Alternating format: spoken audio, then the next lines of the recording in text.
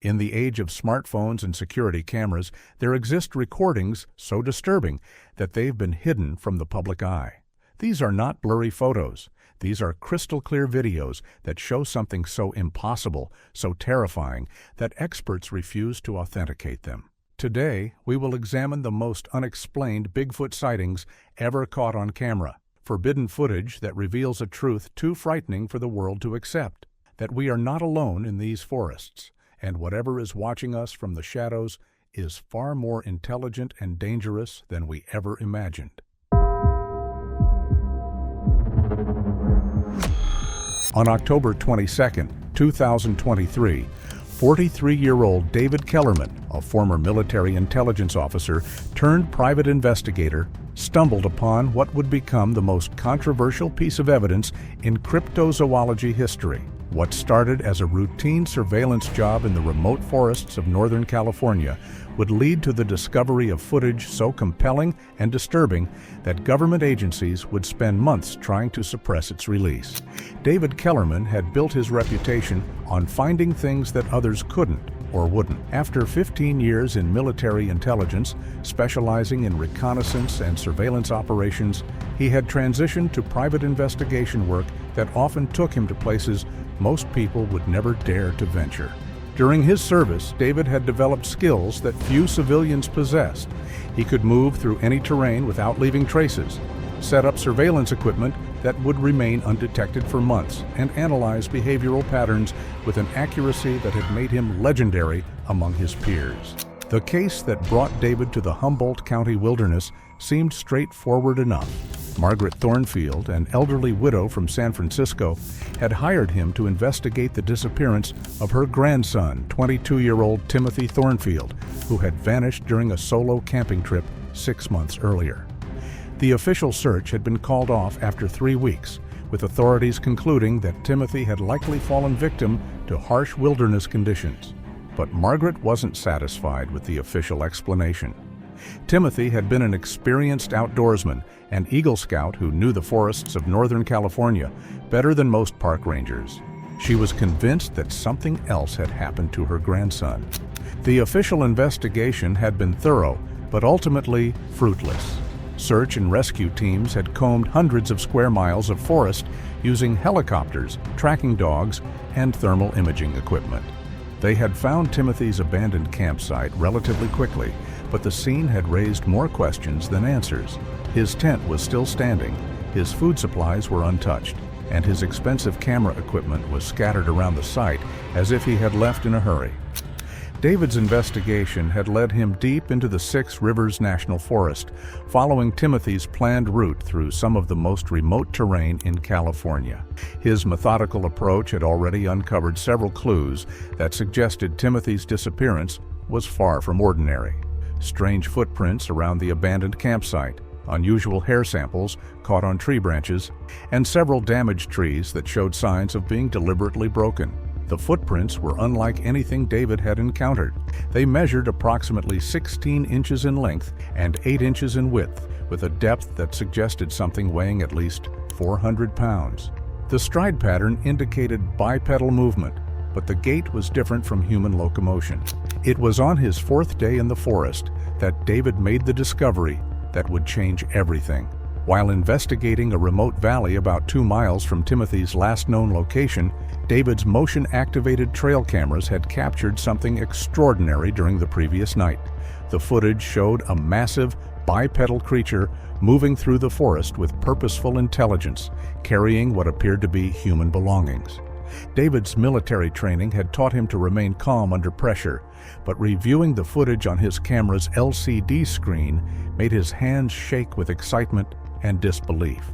The creature was unlike anything he had seen in his years of wilderness operations around the world. Standing at least 8 feet tall and covered in dark, coarse hair, it moved with a fluid grace that seemed impossible for something so large. The creature's movement patterns were particularly fascinating to David's trained eye. It demonstrated an understanding of forest navigation that surpassed even the most experienced human woodsman. The being moved along natural corridors through the dense vegetation, avoiding areas where its passage would leave obvious signs, and seemed to understand how to use terrain features to remain concealed from potential observers. More disturbing was what the creature was carrying. David could clearly make out a backpack, camping gear, and what looked like camera equipment, items that matched the description of Timothy Thornfield's missing belongings. The implications were staggering. Not only had David potentially captured the first clear footage of a Bigfoot, but the creature appeared to be connected to Timothy's disappearance. David's investigation took on new urgency as he realized he might be dealing with something far more significant than a simple missing person case. He began setting up additional cameras throughout the valley, creating a surveillance network that would monitor the creature's movements and hopefully lead him to answers about Timothy's fate. The surveillance network David established was based on techniques he had learned during counterinsurgency operations in Afghanistan. He positioned cameras at natural choke points where any large creature would be forced to pass, used camouflaged solar panels to ensure continuous power, and established overlapping fields of view that would make it impossible for anything to move through the area undetected. The breakthrough came on his 6th night in the forest. David's cameras captured not just one creature, but an entire family group, adults and what appeared to be juveniles, moving through the valley in a coordinated pattern. The footage revealed behavior that was unmistakably intelligent. The creatures communicated through complex vocalizations, used tools to manipulate their environment, and demonstrated problem-solving abilities that challenged everything science thought it knew about unknown primates. The family group consisted of what appeared to be 2 adult males, 3 adult females, and 4 juveniles of varying ages. Their social interactions were remarkably sophisticated, with clear hierarchies and role assignments. The larger male seemed to serve as a scout, moving ahead of the group to assess potential threats or obstacles. The females appeared to be responsible for the care and education of the juveniles, while the second male brought up the rear, ensuring the group's security. Most remarkably, the cameras captured the creatures interacting with human artifacts in ways that suggested they understood their purpose and origin.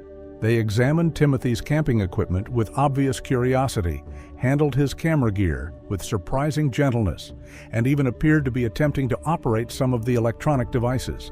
David realized he was documenting something unprecedented.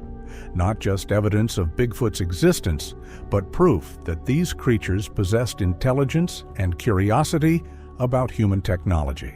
The footage showed them living in sophisticated shelters constructed from natural materials, using primitive tools, and maintaining what appeared to be a complex social structure. The shelters were particularly impressive, demonstrating engineering principles that rivaled human construction techniques. The creatures had woven branches and vegetation into waterproof structures that provided protection from the elements while remaining virtually invisible to casual observation. The interiors were organized with designated areas for sleeping, food storage, and what appeared to be tool-making activities. But the most shocking discovery came when David's cameras captured footage of Timothy Thornfield himself, alive, apparently unharmed, and living among the creatures. The young man appeared to have been adopted into their group, participating in their daily activities and showing no signs of distress or captivity. The footage suggested that rather than being a victim, Timothy had become an observer and perhaps even a student of these remarkable beings. The implications of this discovery were staggering. Timothy appeared to have been living with the creatures for months, learning their behaviors and possibly even their communication methods. In several clips, David observed Timothy participating in what appeared to be teaching sessions where the adult creatures demonstrated various survival techniques and forest navigation skills. The young man seemed to have adapted remarkably well to his new environment, showing none of the psychological trauma typically associated with prolonged captivity or isolation. Timothy's integration into the group was so complete that he had begun to adopt some of their behavioral patterns. he moved through the forest with the same silent grace as his adoptive family, communicated through a combination of gestures and vocalizations that the creatures seemed to understand, and participated in their daily routines of foraging, shelter maintenance, and group activities. David's analysis of the footage revealed even more disturbing details. The creatures appeared to have a sophisticated understanding of human technology and behavior.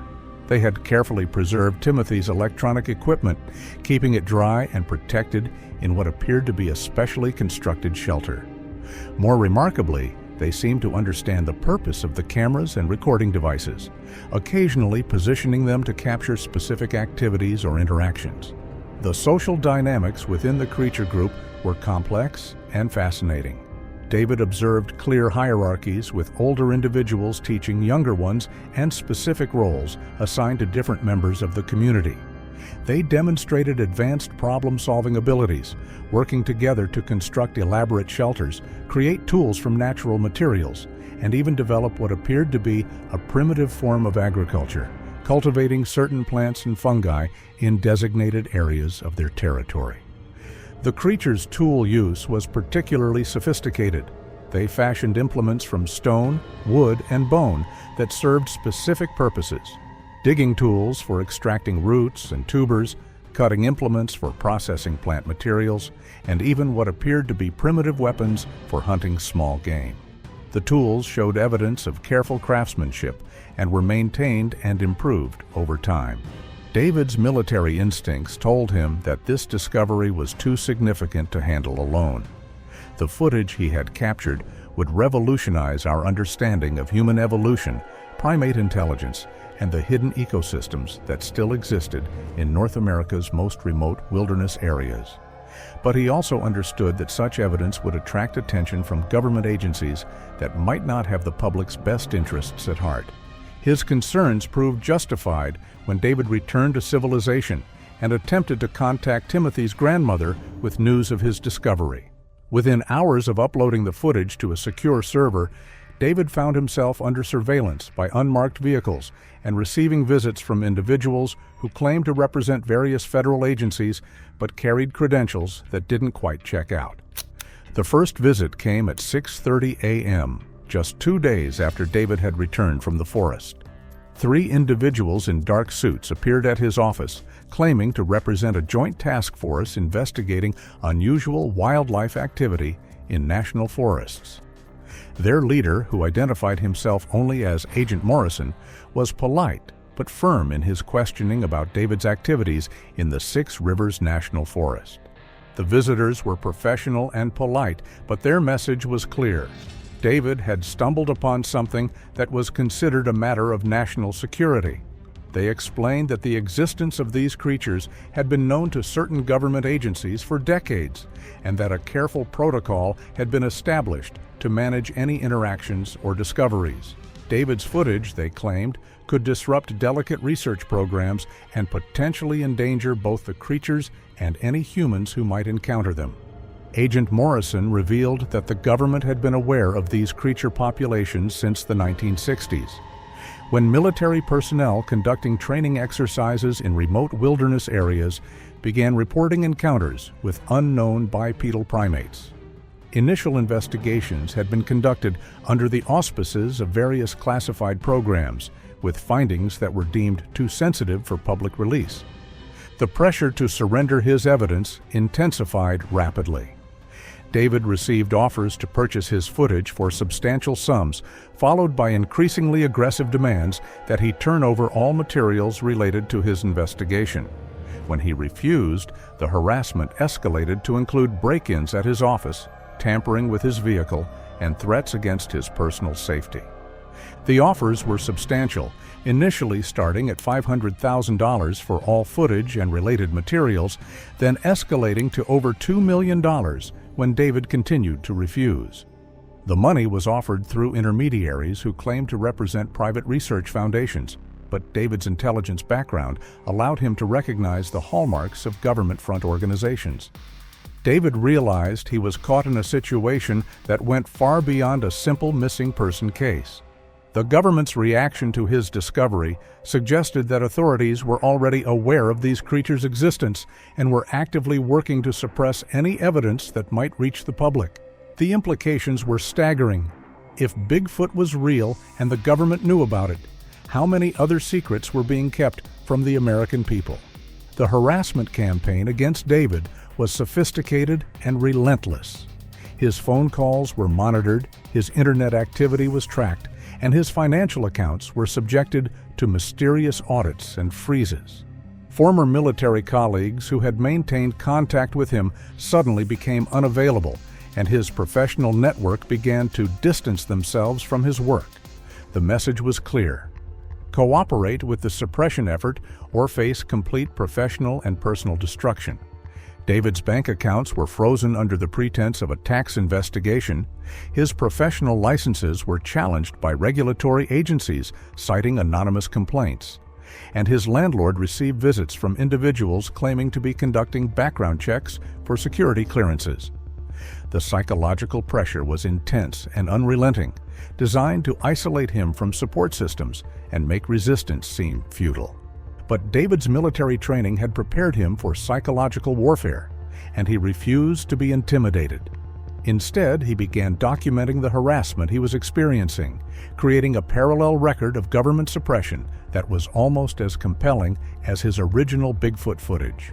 The pattern of intimidation and cover-up suggested that these creatures represented something far more significant than just an unknown species. They were evidence of a hidden world that powerful interests were determined to keep secret. Using skills learned during his military career, David began taking precautions to protect both himself and his evidence. He created multiple copies of his footage, stored them in secure locations, and established protocols for their release if anything happened to him. He also reached out to trusted contacts in the scientific community, sharing his findings with researchers who had the expertise to understand their significance. David's security protocols were based on techniques used to protect classified intelligence in hostile environments. He established dead drops in multiple locations, created encrypted digital copies stored on secure servers in different countries, and developed a network of trusted individuals who would release the information if he disappeared or was incapacitated. Dr. Elena Rodriguez, a primatologist at UC Berkeley who had been quietly studying Bigfoot reports for over a decade, was among the first scientists to review David's footage. Her analysis confirmed what David had suspected.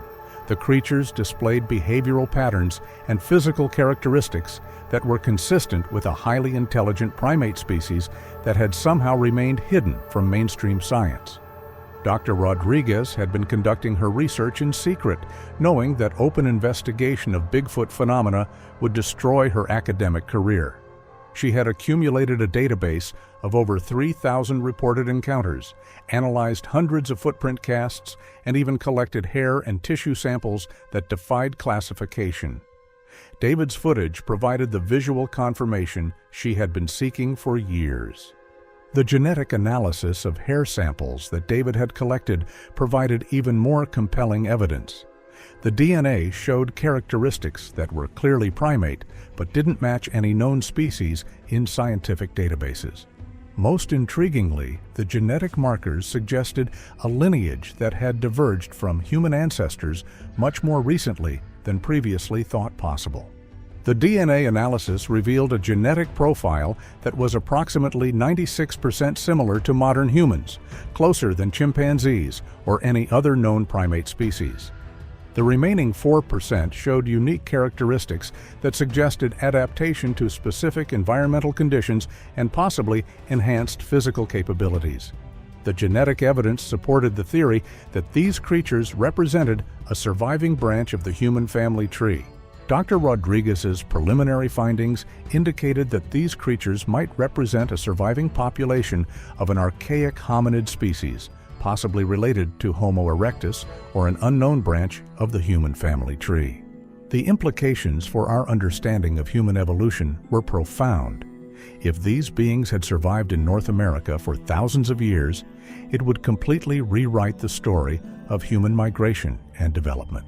The scientific analysis also revealed disturbing evidence of government knowledge and involvement. Several of the hair samples contained traces of synthetic compounds that suggested the creatures had been exposed to human-made chemicals, possibly through deliberate feeding or medical treatment. This evidence supported David's growing suspicion that government agencies had been studying and possibly managing these populations for decades.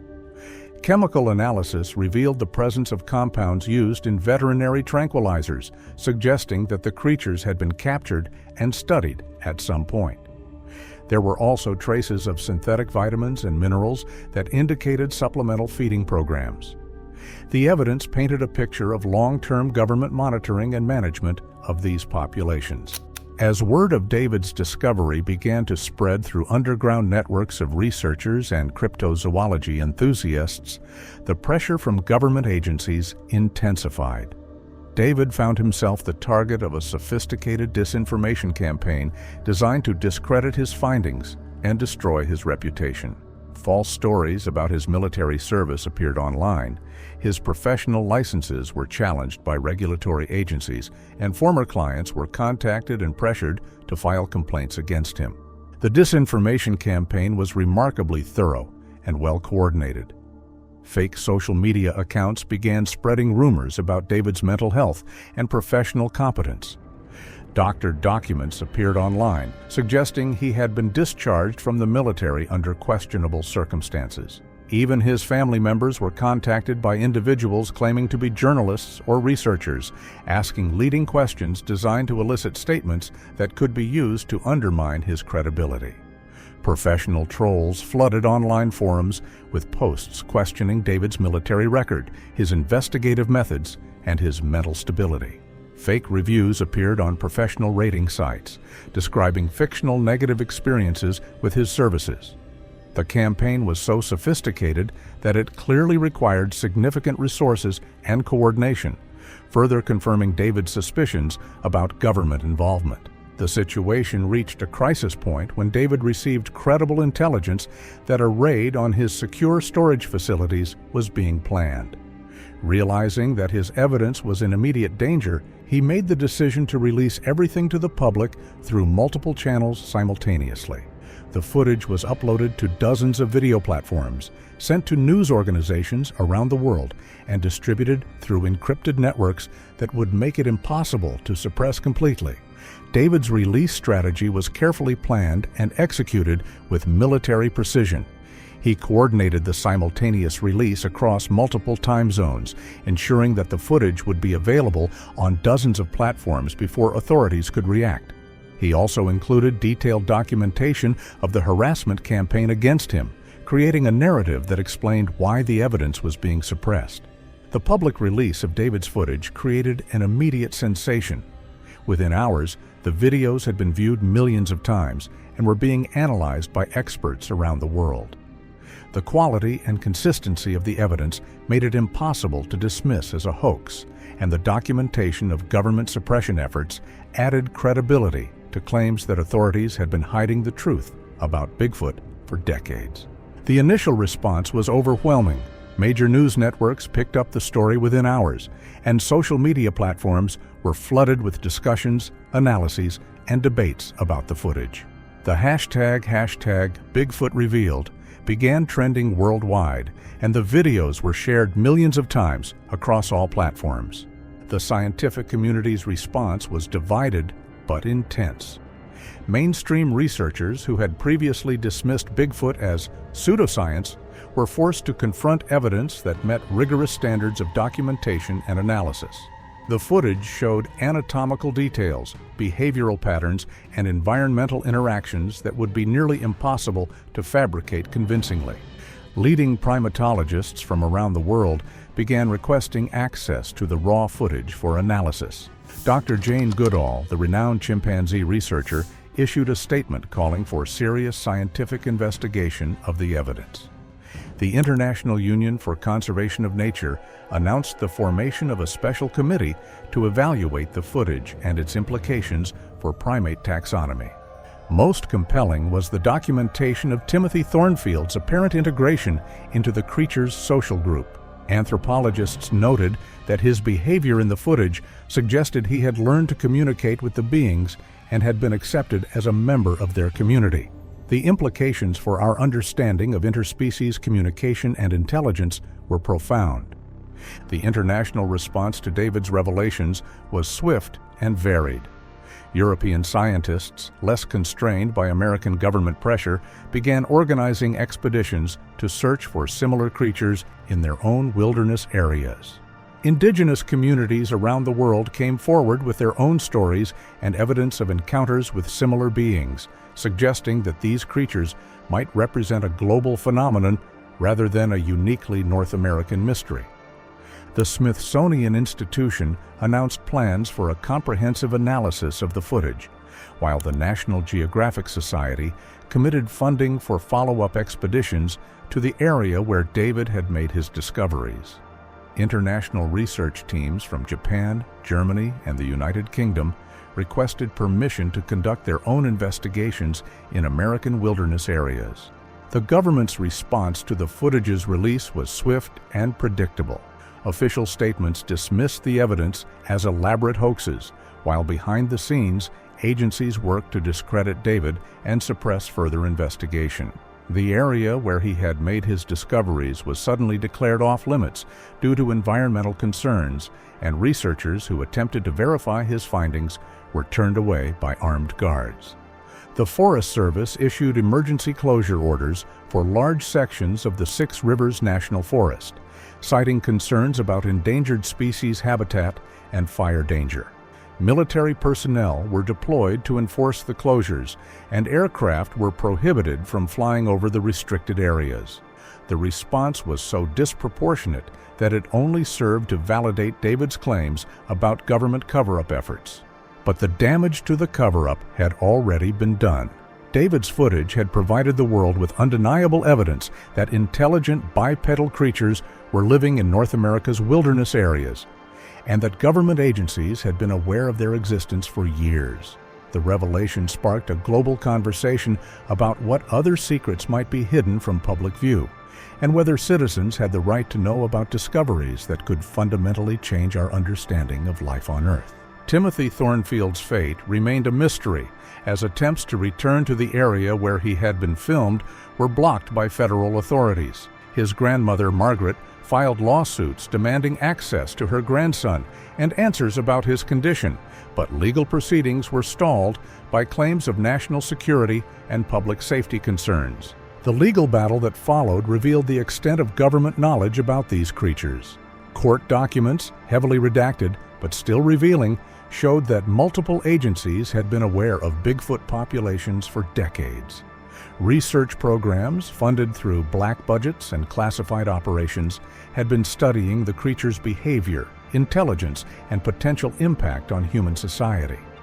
Margaret Thornfield's legal team, led by prominent civil rights attorney Sarah Chen, filed Freedom of Information Act requests that uncovered decades of classified documents related to anomalous primate encounters in national forests. The documents revealed a systematic program of evidence suppression and witness intimidation that had been ongoing since the 1960s. The classified documents revealed the existence of a joint military-civilian research program codenamed Project Wildman that had been studying these creatures for over 50 years. The program had documented hundreds of encounters, collected extensive biological samples, and even attempted limited communication with the beings.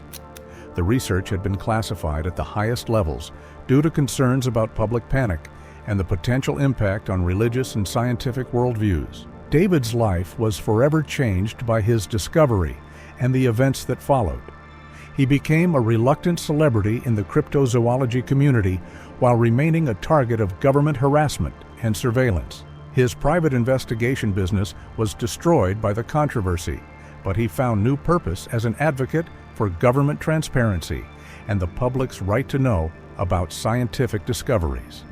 The harassment continued even after the footage's release, with David facing ongoing legal challenges, financial difficulties, and personal threats. However, he also received support from unexpected quarters, including former government officials who came forward to confirm the existence of classified programs studying these creatures.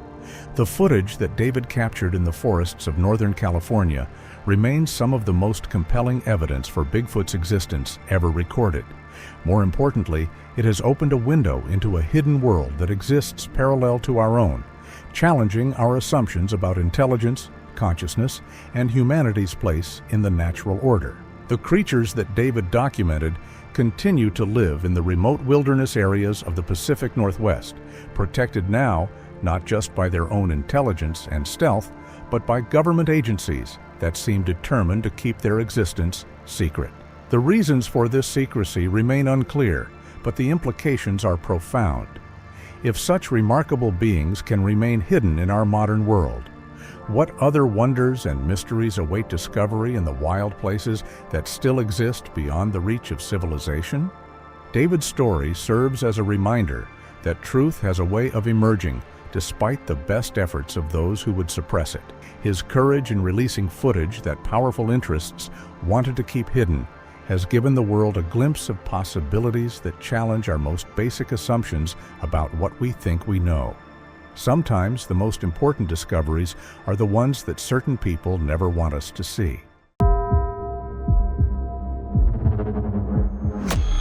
On October 13, 2023, Emma Rodriguez had been in the Olympic National Forest for only 3 hours when she first heard the sound that would haunt her nightmares forever. The low, resonant call seemed to come from everywhere and nowhere at once, vibrating through the ground beneath her feet and echoing from the trees themselves. She froze on the trail, her heart pounding as the sound repeated, too deep and too complex to be produced by any known animal, yet carrying an unmistakable intelligence that suggested communication rather than simple vocalization. The forest around her had fallen completely silent, as if every living creature was holding its breath in terror of what had just announced its presence. Emma's camera equipment began malfunctioning the moment she tried to record the strange vocalizations, her devices shutting down at seemingly random intervals, despite having functioned perfectly just minutes before. Her GPS readings showed impossible coordinates that placed her in locations that didn't exist on any map, while her compass spun wildly as if something was actively interfering with her technology.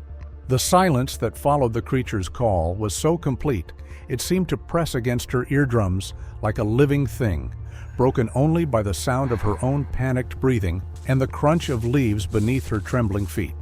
But beneath that silence, Emma began to detect something else, the almost imperceptible sound of something massive moving through the undergrowth with impossible stealth. When Emma finally worked up the courage to continue down the trail, she discovered massive footprints pressed deep into the soft earth, prints that measured nearly 18 inches in length and showed clear evidence of opposable thumbs. The tracks formed a deliberate pattern around the area where she'd been standing, as if something had been circling her position while she remained frozen in terror. Most disturbing was the realization that whatever had made these prints had approached to within mere feet of where she stood, close enough to touch her. Yet she had never seen or heard its approach through the dense undergrowth. The depth of the impression suggested something that weighed over 600 pounds, moving with a grace that defied its massive size. Emma's attempts to leave the area were immediately frustrated by obstacles that seemed too coordinated to be coincidental. Fallen trees blocked the trail she'd used to enter the forest, positioned in ways that suggested deliberate placement rather than natural occurrence. Her satellite phone produced only static and interference that seemed to intensify whenever she tried to call for help, as if something was actively jamming her communications to prevent her from sharing her discoveries with the outside world. The isolation that had seemed appealing when she'd planned this expedition now felt like a trap, with Emma beginning to realize that she was no longer the observer in this situation, but rather the observed. Every step she took seemed to be anticipated, every route she chose blocked by obstacles that appeared too convenient to be natural.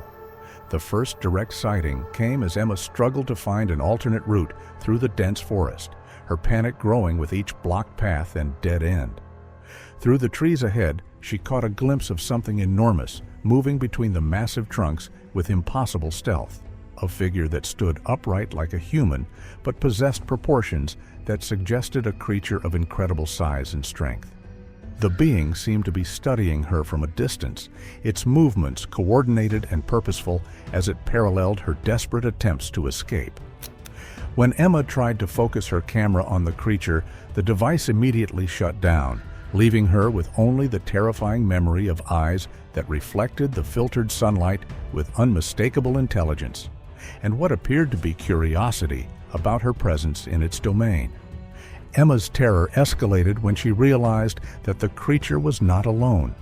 Sounds of movement from multiple directions indicated that she was surrounded by several large beings that were coordinating their activities with a precision that suggested advanced communication abilities. The forest itself seemed to be working against her escape, with branches that caught at her clothing in ways that seemed too deliberate to be accidental, and roots that appeared to shift position to trip her at crucial moments.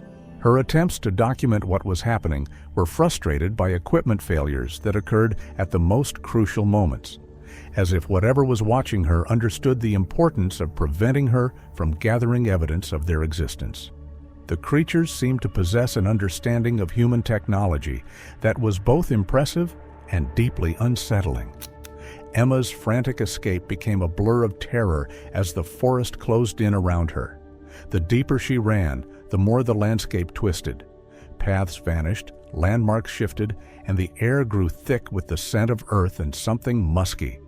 Every time she paused, she could hear the creatures moving just out of sight, their footfalls muffled, guttural calls echoing like a language meant for the trees. At one point, Emma tumbled down a slope into a shallow creek. The water was icy, shocking her back to her senses. She scrambled up, only to see a massive shadow pass silently along the ridge above. The creature paused, its silhouette framed by moonlight, and Emma felt its gaze settle on her like a physical weight.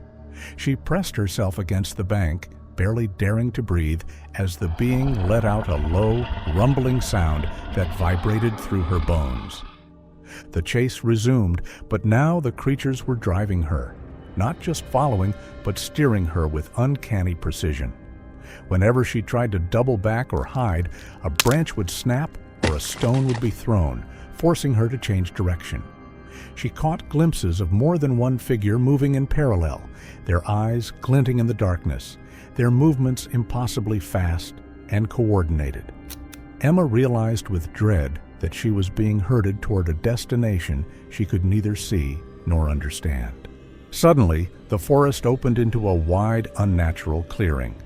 The ground was covered in spirals of stones and bones, and the trees around the perimeter were marked with deep gouges and strange symbols. The air was thick with anticipation, and Emma felt as if she had stepped into the center of some ancient ritual. The largest creature emerged from the shadows, standing at the edge of the clearing, its breath steaming in the cold night air. It raised its arms and let out a series of calls, each one answered by the others in a chorus that made the ground tremble. Emma stood frozen, her mind racing. Was this a warning? A test? The creatures circled the clearing, their eyes never leaving her, their movements deliberate and measured. For a moment, time seemed to stretch and warp, the world narrowing to the circle of stones and the silent, watching eyes. Then, as suddenly as it had begun, the ritual ended. The creatures melted back into the forest, leaving Emma alone and trembling in the center of the clearing. She didn't wait to see if they would return. Driven by a surge of adrenaline, Emma fled into the darkness. The memory of the ritual burned into her mind. Even as she ran, she knew the forest was still watching, and that whatever had happened in that clearing was only a glimpse of a mystery that would never let her go. The psychological pressure of constant surveillance began to manifest in ways that Emma struggled to understand or control. She found herself anticipating the movements of her unseen watchers, adjusting her path to avoid areas where she sensed their presence, while simultaneously being herded along routes that led deeper into their territory.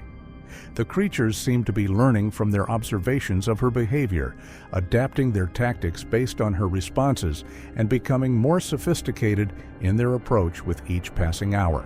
Emma began to feel like a laboratory animal being studied by researchers whose intelligence far exceeded her own, trapped in an experiment whose purpose she couldn't begin to understand.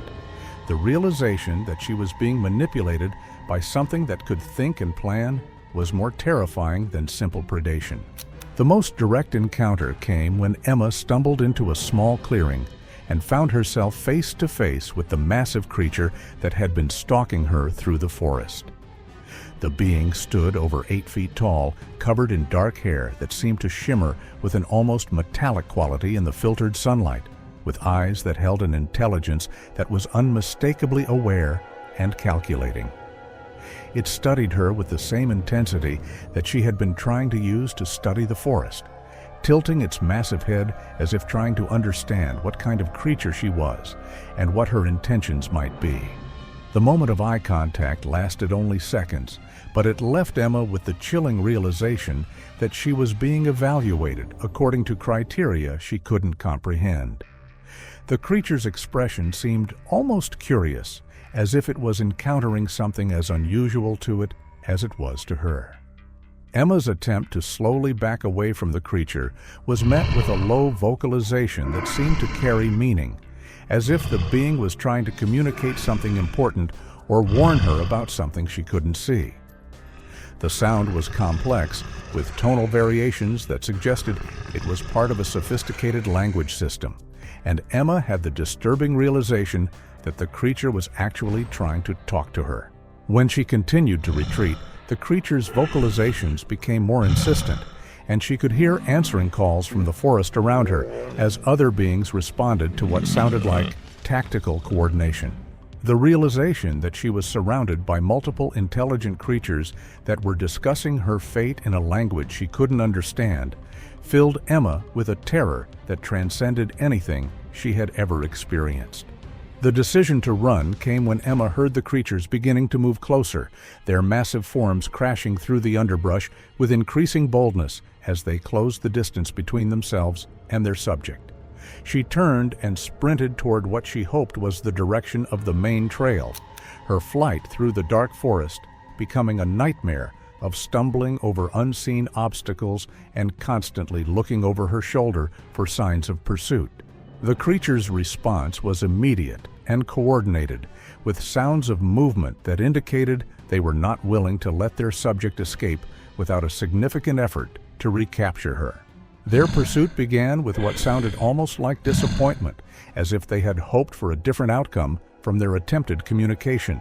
The chase through the forest revealed the true extent of the creature's physical capabilities as they moved through the dense woodland with a speed and agility that seemed impossible for beings of their size.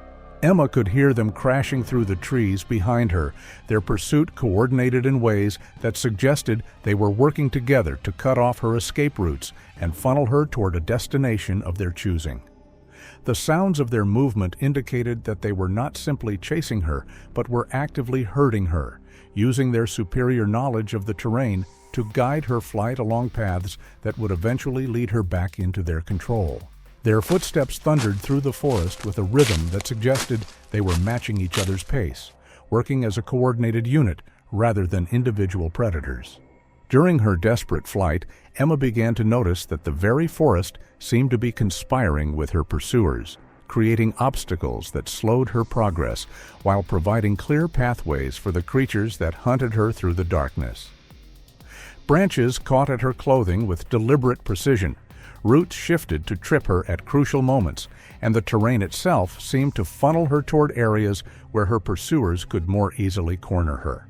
Most disturbing was the growing realization that the sounds of pursuit were becoming more organized and strategic, with different voices calling to each other in what sounded like tactical coordination.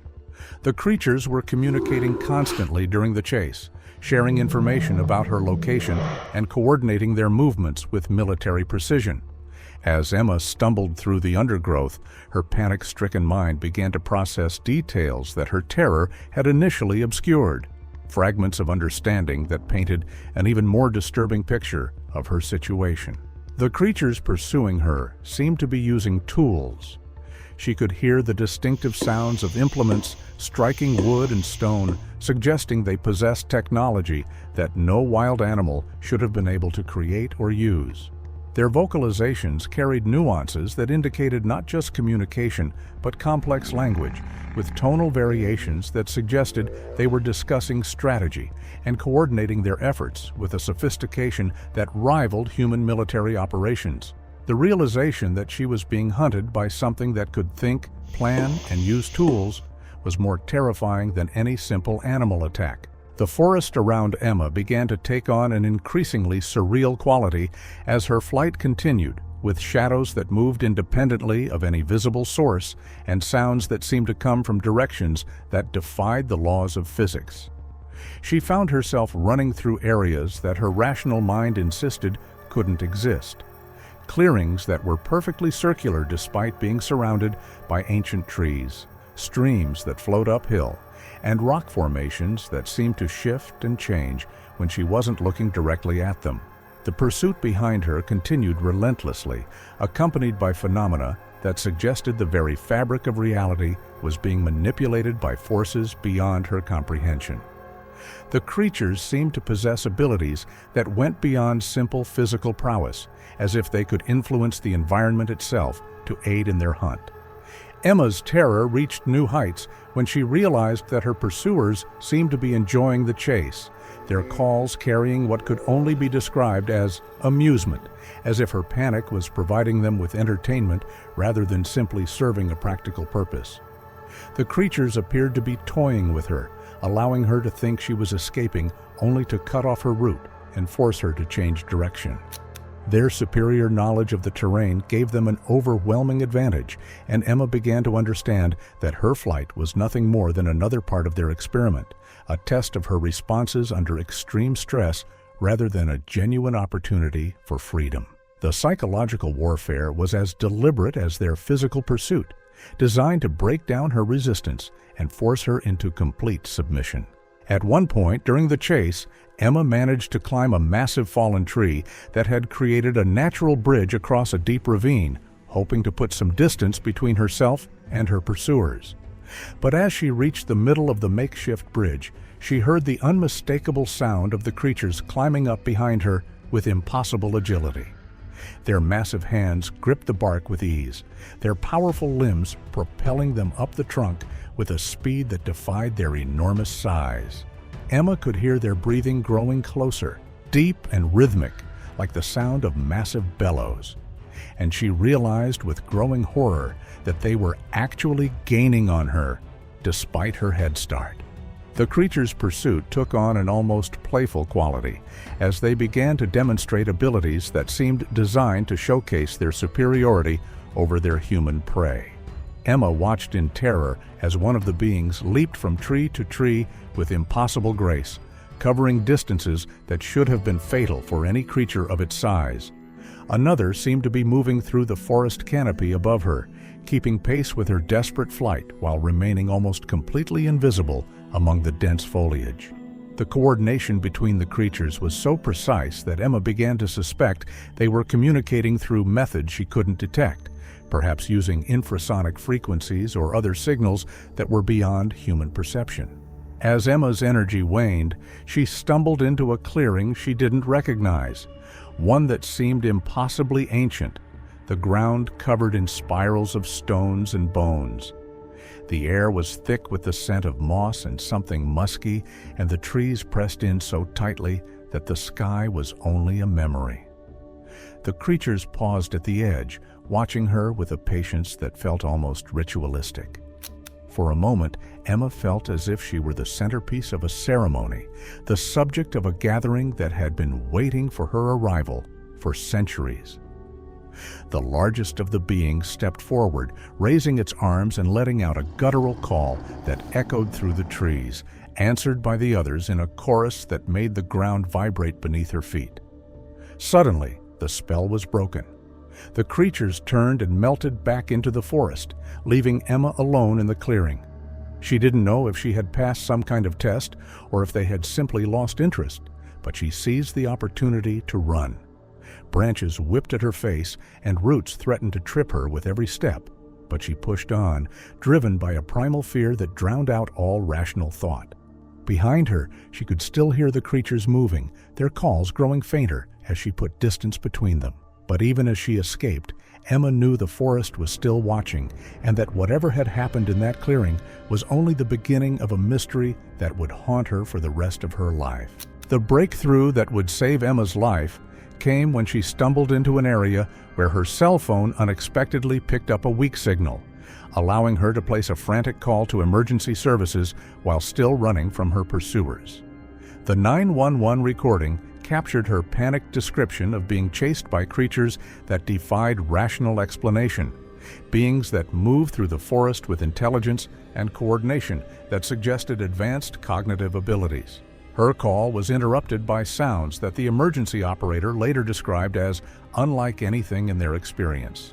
Vocalizations that seemed to come from multiple sources and carried an unmistakable sense of intelligence and purpose. The creatures seemed to realize what she was doing and began calling to each other with increased urgency, as if debating whether to stop her communication or allow it to continue. Emma's call ended abruptly when her phone lost signal, but not before emergency responders had obtained her GPS coordinates and a recording that would become the subject of intense analysis and debate. The creatures pursuing her seemed to realize that outside help was coming, and their vocalizations took on a different quality, less playful and more urgent, as if they were debating whether to continue their pursuit or retreat deeper into the forest. Emma could hear them calling to each other in what sounded like rapid consultation, their massive forms still crashing through the trees behind her, but with less coordination than before. The change in their behavior suggested that they understood the implications of human authorities becoming involved in their activities. The sound of approaching helicopters seemed to trigger a fundamental change in the creatures' behavior, their pursuit becoming less aggressive as they apparently decided that discretion was the better part of valor. Emma could still hear them moving through the forest around her, but they were no longer actively hurting her or trying to cut off her escape routes. Instead, they seemed to be withdrawing deeper into the wilderness, their vocalizations fading as they put distance between themselves and the approaching rescue operation. Emma's relief was tempered by the realization that her ordeal was far from over. She was still lost in a vast wilderness with creatures that could return at any moment if they decided the threat had passed. The creatures' withdrawal was not immediate or complete, as Emma continued to hear them moving through the forest around her for several more hours. They seemed to be maintaining surveillance of her position while staying far enough away to avoid detection by the search teams. Their vocalizations became more subdued but never stopped entirely, suggesting that they were continuing to communicate about her presence and the arrival of outside help. Emma had the disturbing realization that she was still being watched and evaluated, even as rescue teams worked to locate her position. The creature's ability to remain hidden while maintaining awareness of the situation demonstrated a level of tactical sophistication that was deeply unsettling. As the search helicopters grew closer, Emma began to notice changes in the forest around her that suggested the creatures were actively working to conceal evidence of their presence. Footprints that had been clearly visible just hours before seemed to be disappearing, as if someone was deliberately obscuring the tracks. Equipment that had been scattered during her flight was being moved or hidden, and the paths through the forest that had seemed so clear during the chase were becoming increasingly difficult to follow. The creatures appeared to be conducting a systematic cleanup operation, removing any evidence that might confirm Emma's incredible story about what had happened in the wilderness. The search and rescue operation that followed Emma's emergency call revealed evidence that supported her incredible claims while raising new questions about what had actually occurred in those remote mountains. Rangers found massive footprints throughout the area where Emma had been chased, tracks that formed complex patterns suggesting coordinated movement by multiple large beings. Her camera equipment was discovered scattered throughout the forest, positioned in ways that suggested deliberate placement rather than random dropping, with memory cards that contained hours of footage showing glimpses of enormous figures moving through the trees with obvious intelligence and purpose. The equipment had been handled with care, as if the creatures understood its value and had deliberately preserved it for discovery. The footage recovered from Emma's cameras provided the most compelling evidence ever captured of intelligent non-human life in North American forests, showing clear images of bipedal creatures that stood over 8 feet tall and moved with coordination that indicated advanced cognitive abilities. The beings appeared to be deliberately positioning themselves to be recorded, as if they wanted their existence to be documented, but only under circumstances of their own choosing. Most remarkably, some sequences showed the creatures using what appeared to be primitive tools and communicating with each other through complex vocalizations that suggested a sophisticated language system. The footage also captured moments where the creatures seemed to be studying Emma's equipment with obvious scientific interest, manipulating her devices with a dexterity that suggested hands capable of fine motor control. Analysis of the recovered footage revealed details that investigators found deeply unsettling, particularly the way the creatures seemed to be conducting their own documentation of Emma's behavior and responses. Several sequences showed the beings using what appeared to be primitive recording devices of their own, crude but functional tools that suggested they were gathering their own evidence of the encounter for purposes that remained completely mysterious. The creatures' behavior indicated not just intelligence, but also scientific curiosity, as if they were conducting their own research project with Emma as the unwilling subject. Most disturbing was the discovery that some of the footage had been edited or altered in ways that suggested the creatures possessed technical knowledge that exceeded what should have been possible for beings living in the wilderness. Emma was found 12 hours after her emergency call, discovered by search teams following the trail of broken vegetation and scattered equipment that marked her desperate flight through the forest. She was dehydrated and exhausted, but physically unharmed, though her mental state suggested she had experienced trauma that went far beyond simple fear of wild animals. Her account of being chased by multiple intelligent creatures was initially met with skepticism, but the physical evidence and recorded footage forced investigators to take her claims seriously. Most puzzling was her insistence that the creatures had deliberately allowed her to escape once they realized that outside help was coming, suggesting that their intelligence extended to understanding the broader implications of their actions. The evidence left behind after Emma's escape, strange tool marks, massive coordinated footprints, and her haunting footage, forced even the most skeptical rangers to admit she had encountered something far beyond a wild animal. The area was quietly restricted, and rumors spread of a hidden society in the forest. But Emma's story remained the only first-hand account. Her experience stands as a chilling warning. Some mysteries in the wild are not meant to be solved, and the silence of the forest may be watching, waiting for the next intruder.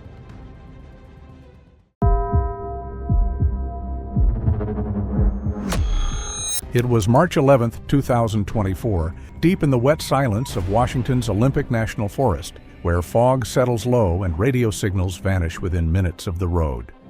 That morning, a motion sensor blinked to life. Hours later, a new video appeared online. What it showed would soon divide everyone who watched it. The clip lasted 18 seconds. At first, it showed only static night vision grain, the faint hiss of wind, and a campfire's reflected glow across a plastic tarp. Then, from beyond the creek, a broad, upright shape crossed the frame. Its movements were slow and deliberate, partially obscured by drifting fog, before it turned and disappeared behind a ridge. A heartbeat later, the recording cut to black. Initial reactions were muted, but re-uploads began spreading across Reddit and YouTube within hours. A pattern soon formed in how people labeled the reposts, each one hinting at survival and encounter, rather than simple observation. By the next evening, thousands had watched the clip, yet Ellison himself could not be reached. The silence where his voice should have been grew louder with each unanswered call. Mark Ellison, 50, was a former fire tower ranger who spent 2 decades across the Olympic Peninsula. Known for his precision, he logged every route and weather shift, except, perhaps, the one that mattered most. He lived alone near Forks, where the forest pressed close to his property. After leaving his post, he ran a small channel focused on camping safety and wildlife behavior, field notes more than entertainment. He ignored the folklore around him, documenting only what could be measured. The device he used on his final trip was a compact infrared trail camera that automatically sent every recording to off-site storage. Early March 2024 brought steady rain to the upper Sol Duc drainage. Rain carried the smell of iron from wet bark. Mark Ellison had planned a 3-day trip to test a hybrid solar battery trail camera under dense canopy. He drove from his home in Forks and parked off Highway 101 near Fairholme before hiking in on foot. His plan was simple: set 2 cameras at separate clearings, then return once the data uploaded. Each note he recorded felt routine, until it didn't. GPS tracker and voice recordings showed a routine trip. He checked in at precise intervals, 3:12 p.m., noting barometric pressure, 5:40 p.m., mentioning drizzle. He reached camp before sunset, near a tributary of the Sol Duc River.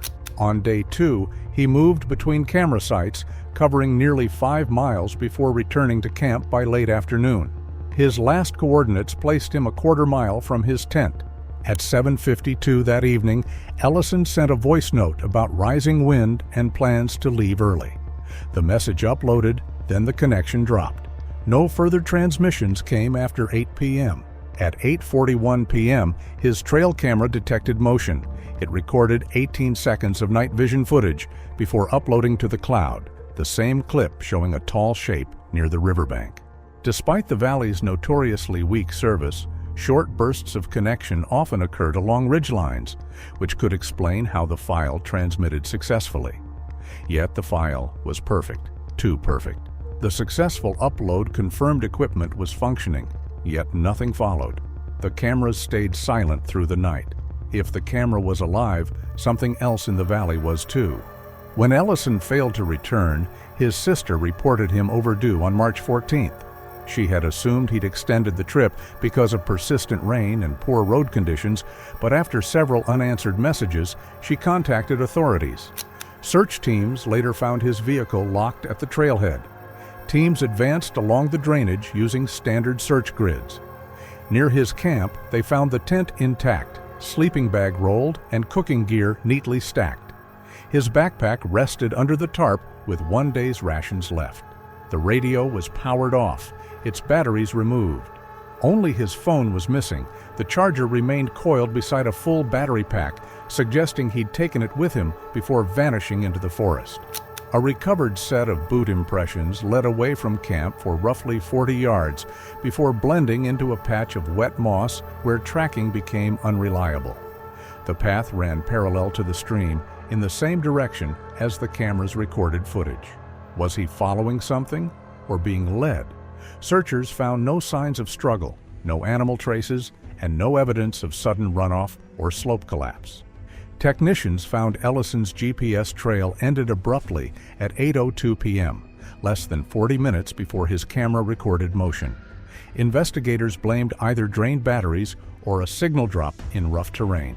His smartwatch kept transmitting 40 minutes longer, logging movement after the tracker went dark. 2 devices, 2 endpoints, no clear link. The footage drew attention only after his family shared his details online, connecting his name to the viral clip. Search teams expanded their radius but found nothing new. Rain erased traces. Only his gear and a field notebook remained. The last entry dated March 3rd, stopping mid-sentence, pen lifted mid-stroke. Frame-by-frame playback revealed more detail. The object's outline extended nearly 7 feet above ground level when scaled against visible branches. The infrared exposure, usually harsh on warm objects, registered the figure several degrees cooler than its surroundings. That single anomaly became the focus of countless breakdowns.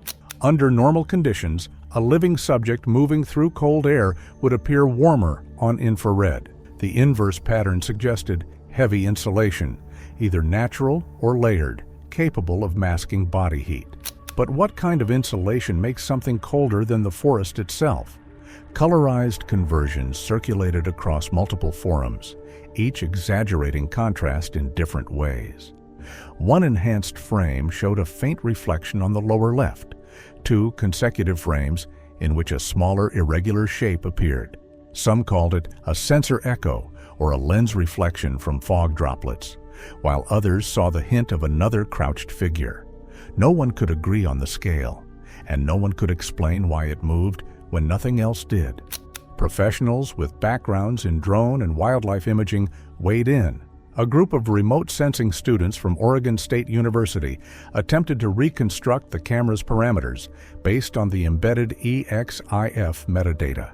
Coordinates placed the scene on the south side of the Salt Duke River, roughly 2 miles from the nearest service road. Temperature metadata suggested ambient conditions near 43 degrees Fahrenheit, consistent with Ellison's earlier logs. The camera angle matched one of the test positions Ellison had described to fellow hobbyists weeks earlier. In a comment preserved through cached archives, he mentioned a spot overlooking a narrow stream bend with enough open ground to track deer movement. That detail aligned with the topography visible in the clip, a sloping bank descending into a shallow channel bordered by alder and cedar. He'd mapped it himself. He'd walked that ground before. So why did it look different through the lens? What puzzled analysts was the clean upload timestamp. The file's creation and transfer times showed no signs of delay or corruption. If the device had malfunctioned or been damaged, the upload would have stalled or produced a partial file.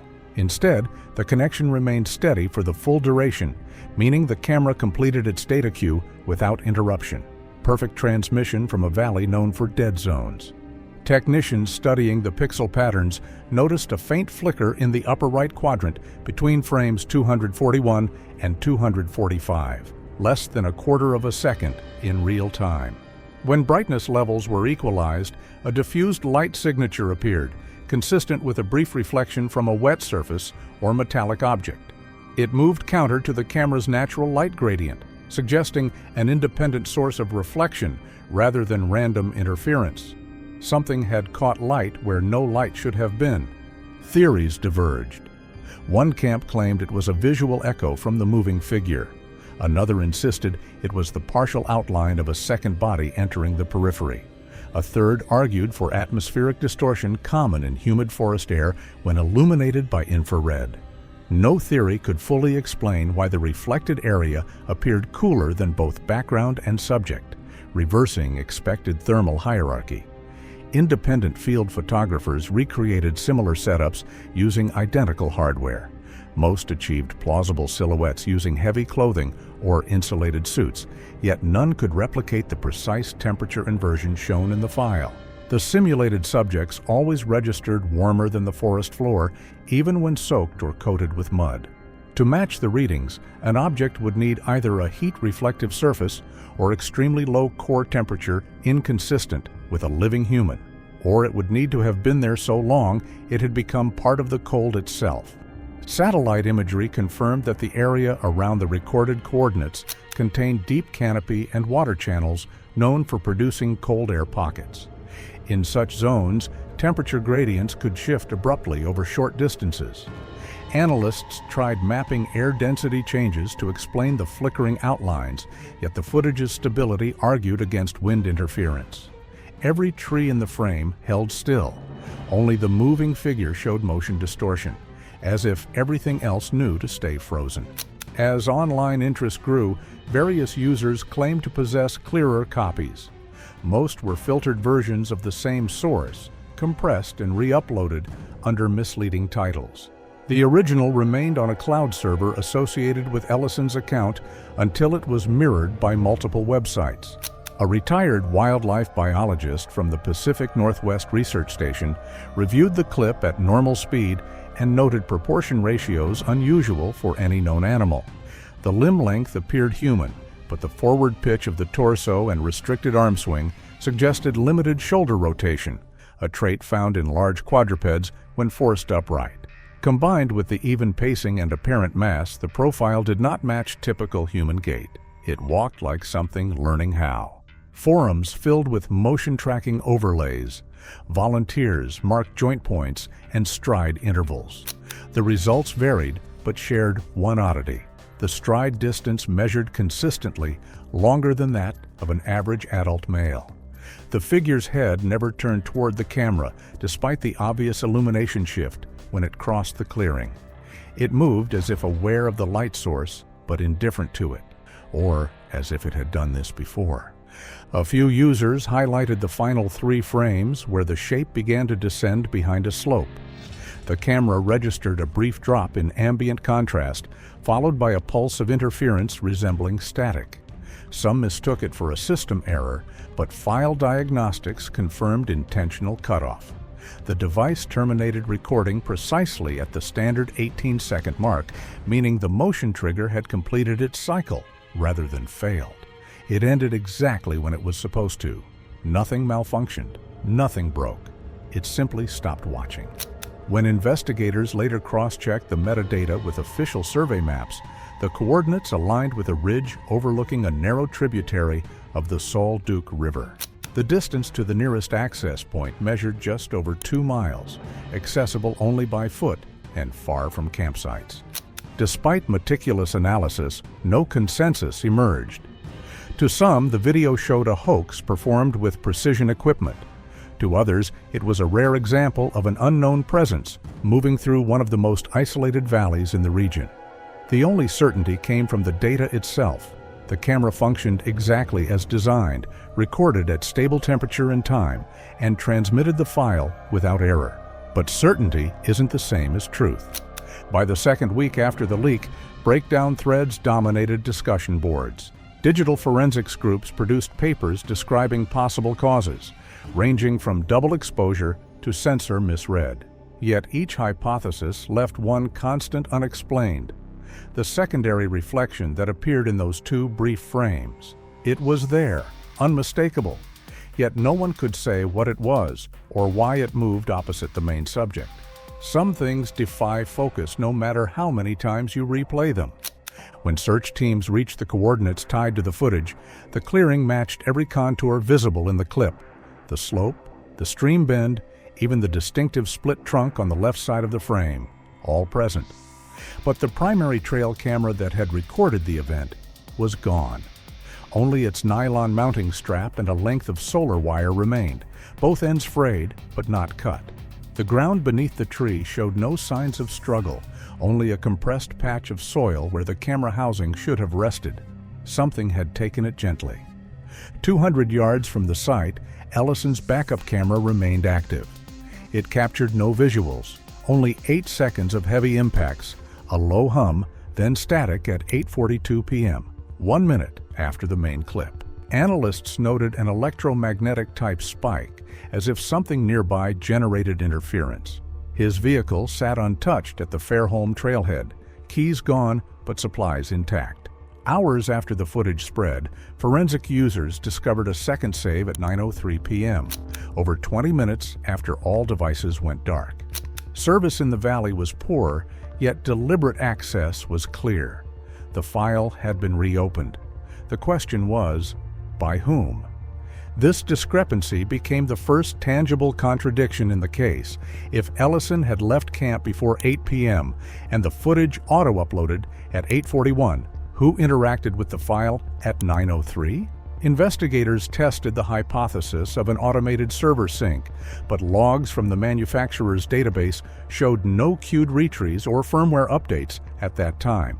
Whatever process modified the file had occurred locally, not through routine background operations.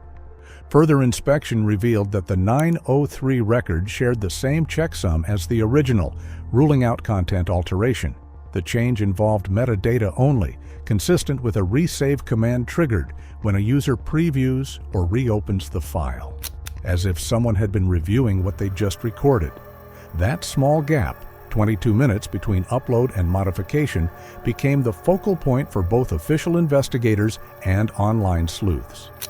Some analysts noted that minor server clock drift or timestamp desynchronization could technically account for the discrepancy, though the lack of corresponding network activity kept the anomaly under scrutiny.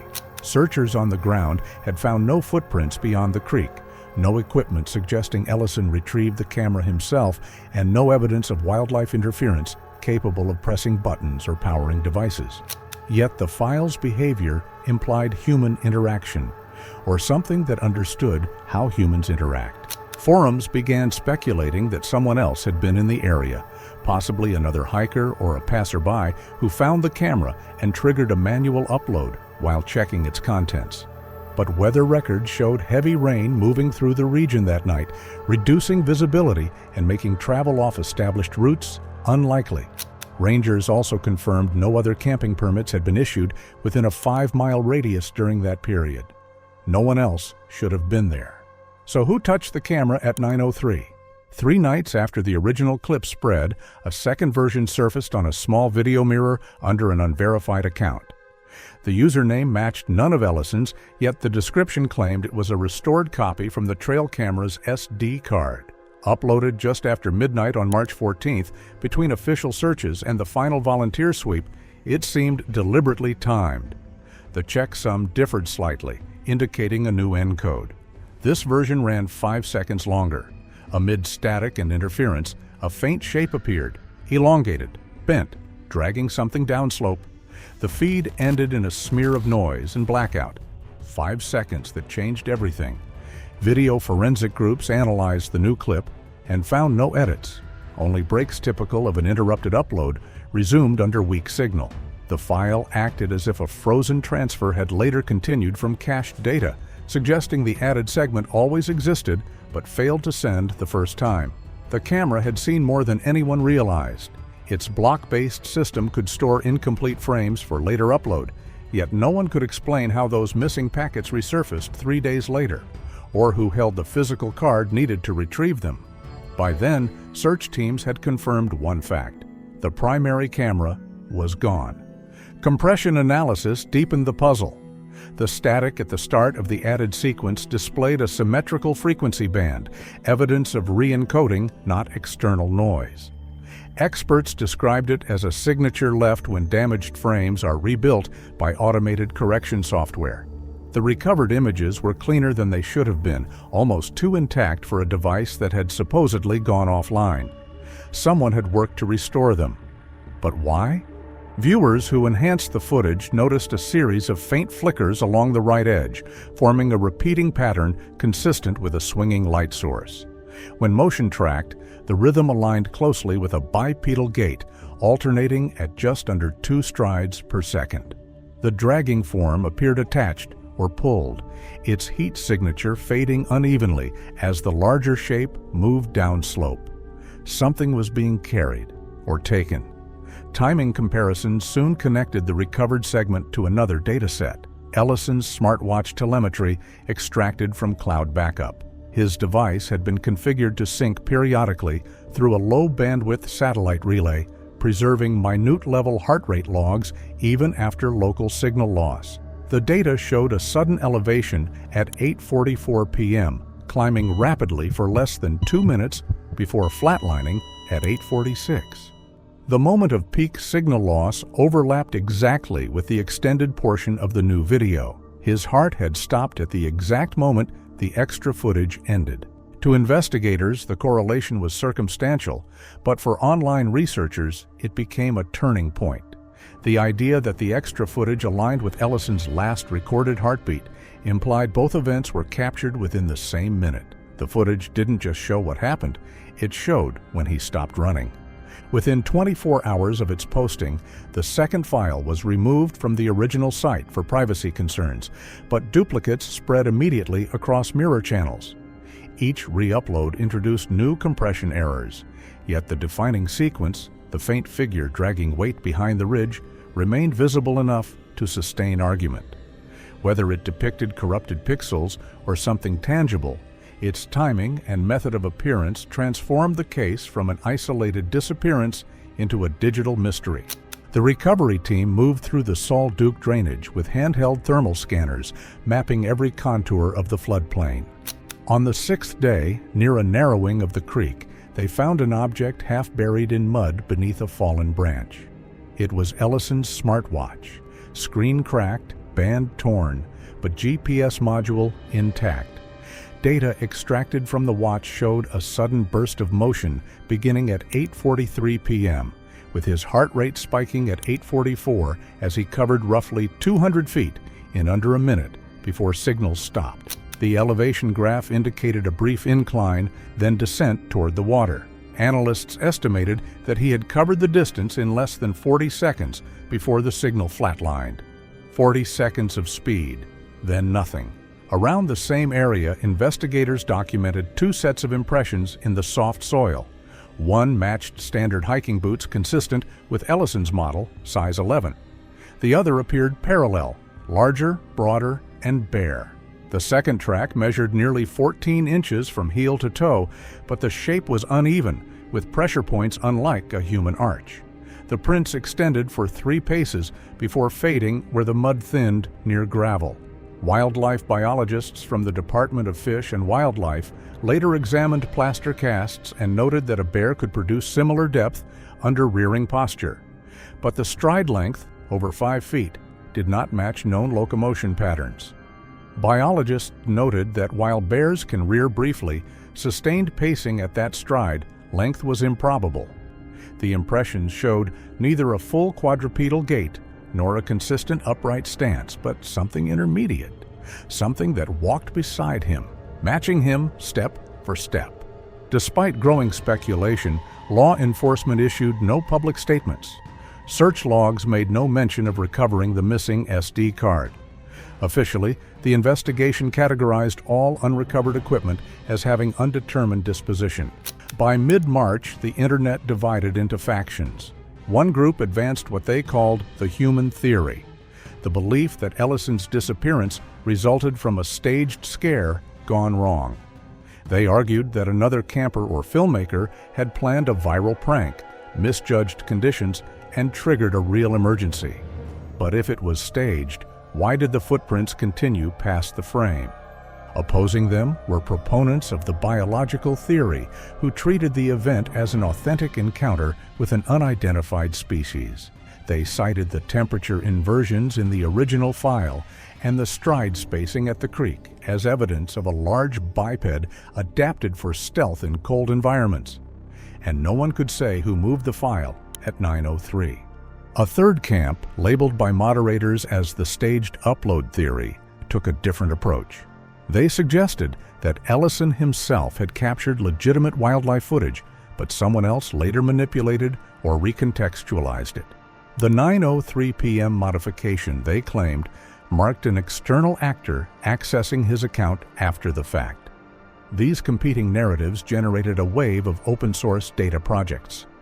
One group of independent analysts pulled IP logs from Mirror archives and discovered an address embedded in the header of the second upload. The IP traced not to Washington, but to a satellite modem registered in Idaho. When cross-referenced with commercial leasing databases, the modem's serial number appeared in a rental invoice issued to a forestry contractor operating in Olympic National Forest earlier that year. The company had returned the unit in January, weeks before Ellison's trip, a recycled connection from equipment that shouldn't have been active. But it was. That discovery reignited claims that someone with professional field access had handled the footage after his disappearance. Digital forensics experts reviewing the trail camera's communication protocol agreed that a remote connection could have initiated upload from any device paired to its cloud credentials. It was plausible, though improbable, that a technician testing residual logins from a recycled modem could have triggered a resync without knowing its content, or someone knew exactly what they were looking for. While online debates deepened, a new development surfaced in late March. A regional newspaper received an anonymous message from someone claiming to possess unlisted footage from the same night. The sender described being a drone hobbyist testing night sensors several miles south of the Sol Duke drainage. Attached metadata placed the flight path within overlapping airspace at 8:44 p.m., 2 minutes before Ellison's smartwatch signal ended. When the outlet viewed the clip, It showed a faint thermal flare above the canopy, followed by a sudden cold patch moving diagonally through the frame. At 8:44, a new light cut across the canopy. Not bright, cold. There were no visible lights or reflective markers, no indication of human presence. Analysts who later examined screenshots described the object as elongated and vertical, emitting less heat than its surroundings, as if covered in moisture or dense material. A shape moved against the gradient, vertical, silent. The drone's coordinates intersected within roughly 150 feet of Ellison's final smartwatch GPS ping, accounting for expected GPS drift under dense canopy. Within a day of publication, the file vanished. The hosting site replaced the link with a message stating it had been removed for privacy violation. Attempts to verify ownership failed. The account used to upload the footage was deleted, and the original drone operator never came forward. The newspaper printed a brief correction stating that they could not confirm the clip's authenticity. Still, enough viewers had archived it to maintain discussion. The alignment of timestamps, trail camera at 8:41, drone at 8:44, smartwatch at 8:46, formed a triangular chronology that no one could dismiss. 3 devices, 3 timestamps, and nothing after. By early April, official search efforts concluded. Reports described weather degradation, reduced visibility, and low likelihood of recovery. Official reports later summarized 3 confirmed data points, each drawn from separate devices. The trail camera upload at 8:41 p.m., the smartwatch cessation at 8:46 p.m., and the drone telemetry anomaly logged at 8:44 p.m. Beyond those times, every trace ended. There were no confirmed sightings, no physical remains, and no identified suspects. Just silence where a man used to be. When spring arrived, the online focus shifted from search coordination to retrospective analysis. A few persistent archivists built composite maps linking every timestamp and coordinate into an interactive model. The overlap revealed a convergence zone less than 2 acres wide, dense forest floor bordered by drainage slopes, where line of sight dropped abruptly. It was the same valley Ellison had documented years earlier while mapping fire breaks. He'd walked that ground 100 times. But had something else been walking it longer? In June, another anomaly drew attention. Users tracking residual logins to Ellison's accounts noted new activity. Someone had accessed his long-abandoned video page from a masked IP routed through Oregon. The login session lasted less than 10 minutes, but resulted in deletion of all previous uploads except one titled Night Vision Test Number 2. Its upload timestamp predated the disappearance by exactly 2 minutes. Why leave only that one? The surviving clip, less than 10 seconds long, depicted a simple setup, Ellison adjusting the trail camera while testing focus. In the final frame, his reflection appeared faintly on the lens housing. Behind him, deeper in the trees, a dim outline curved across the periphery, slightly delayed in movement as though the reflection and the object behind it were out of sync. The detail went unnoticed for months until frame-stabilized copies circulated through forums. When slowed, the offset became clearer. Ellison's arm lowered first, but the faint silhouette of the same motion lingered a half-beat longer before fading, as if something had been learning how to mirror him and hadn't quite perfected the timing. Investigators declined to comment on the reactivation of his account. The provider confirmed only that the deletion and upload records were genuine and originated from correct credentials. Forensic analysts couldn't determine whether the login came from recovered hardware or a reused credential on another machine, leaving the source of access unresolved. Someone still had his passwords. Someone was still watching his work. By July, the case was formally suspended. The forest had taken everything back. Only the footage remained, clear, silent, watching. The 3 remaining points, the camera, drone, and watch, formed the last measurable chain in a story without closure. Local news moved on, and Moss reclaimed the search site. Online, only fragments survived, mirrored clips, conflicting diagrams, fading threads of speculation. The last trace of Mark Ellison came from a device built to record what passed before it, not what lingered behind. Everything after that was interpretation. Pixels, reflections, and data gaps where a person should have been. Maybe something else had been watching him.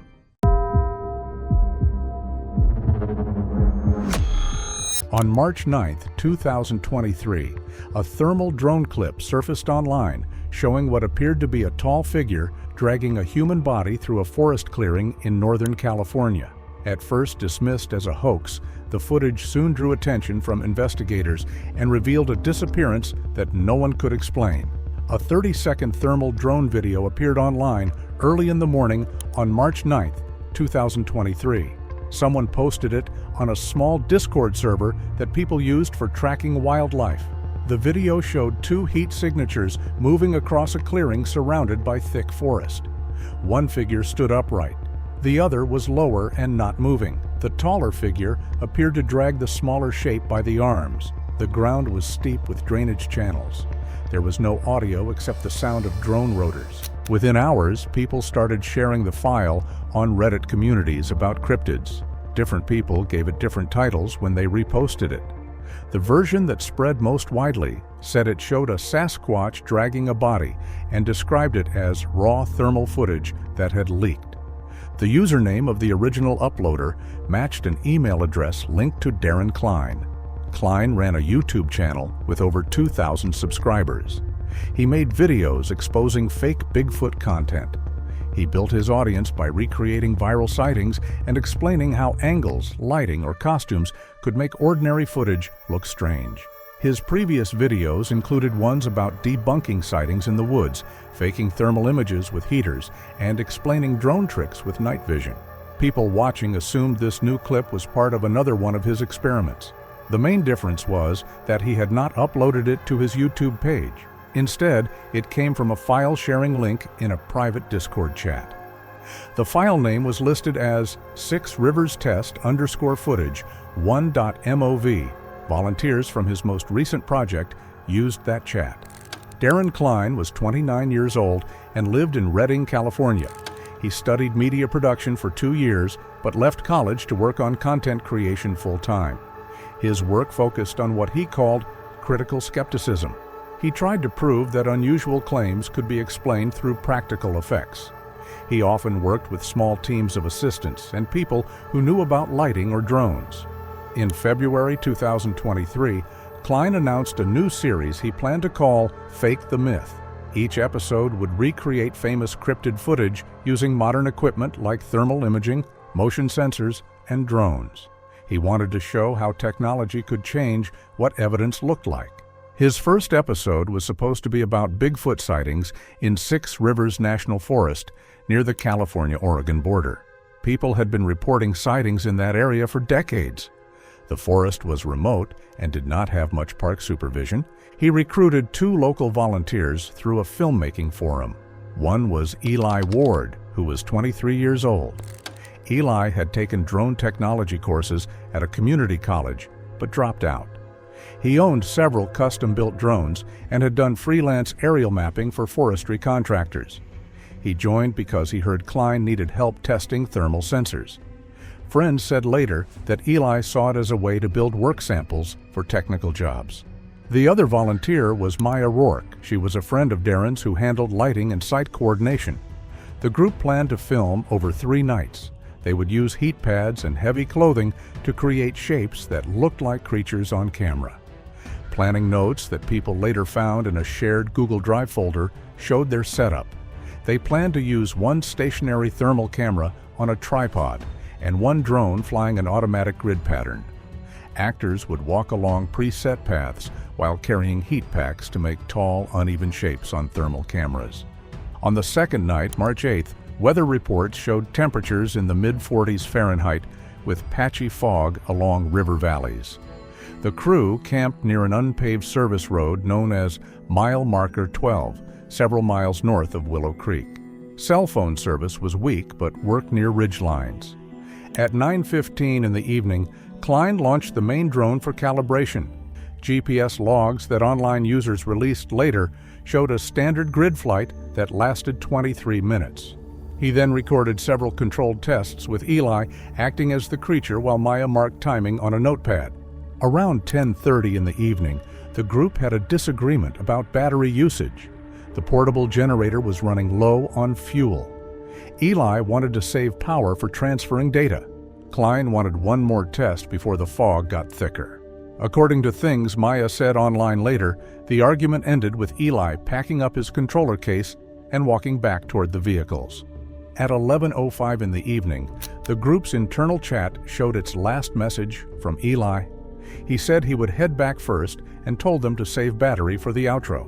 Maya remembered seeing his flashlight move down the slope and disappear. The timeline of events that night went like this. At 9:15 in the evening, the drone calibration flight finished. At 10:30, the argument about the generator happened. At 11:05, Eli left the site and sent his last message. At 11:40, the drone battery was at 22%, and Klein started a final flight manually. At 12:10 in the morning, the flight log showed the connection was lost due to signal obstruction. At 12:18, the drone returned automatically to where it launched. Klein later told viewers in a short community post that all usable footage had been stored and backed up. He said it would be edited for an upcoming video. He did not mention anyone missing. 2 days later, an anonymous user with the handle river_heat posted a download link to the Discord group that had been organizing props and location details. The message only said to look closer at a frame glitch at 2:06 in the morning. The file's metadata showed it was created at 2:06:14 in the morning, Pacific time on March 9th. That was almost 2 hours after Klein said his last flight ended. People who first saw it assumed it was a mislabeled test or a reposted copy. The footage showed the same clearing and same rock outcrop, though, confirming it was recorded at the crew's location. Analysts extracted GPS, altitude, and battery data from the SRT telemetry bundled with the CLIP and EXIF on the master. The coordinates matched the 6 rivers locations in Klein's earlier uploads. The path data also showed the drone flew continuously from 2:01 to 2:08 in the morning. This suggested either an automated restart or someone manually launching it again during the night. The 2:01 to 2:08 a.m. path is not part of the earlier return to home sequence. It is a separate second sortie. By 9 in the morning, clips had reached larger forums. Titles varied. Some called it the real thermal capture of Sasquatch. Others said the debunker exposed himself or described it as leaked drone footage from 6 rivers. Users examined the video frame by frame. The most discussed timestamp was 2:06:27. At that point, the taller signature bends down and lifts the smaller form by the arms, then drags it downslope. The motion is steady and not rushed. The smaller shape's heat fades near the lower limbs, which would be consistent with reduced blood circulation. Klein's fans started tagging him in threads, asking for an explanation. He replied once from his verified Reddit account.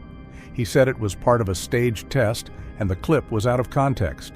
He said no one was hurt. He did not upload the footage to his own channel.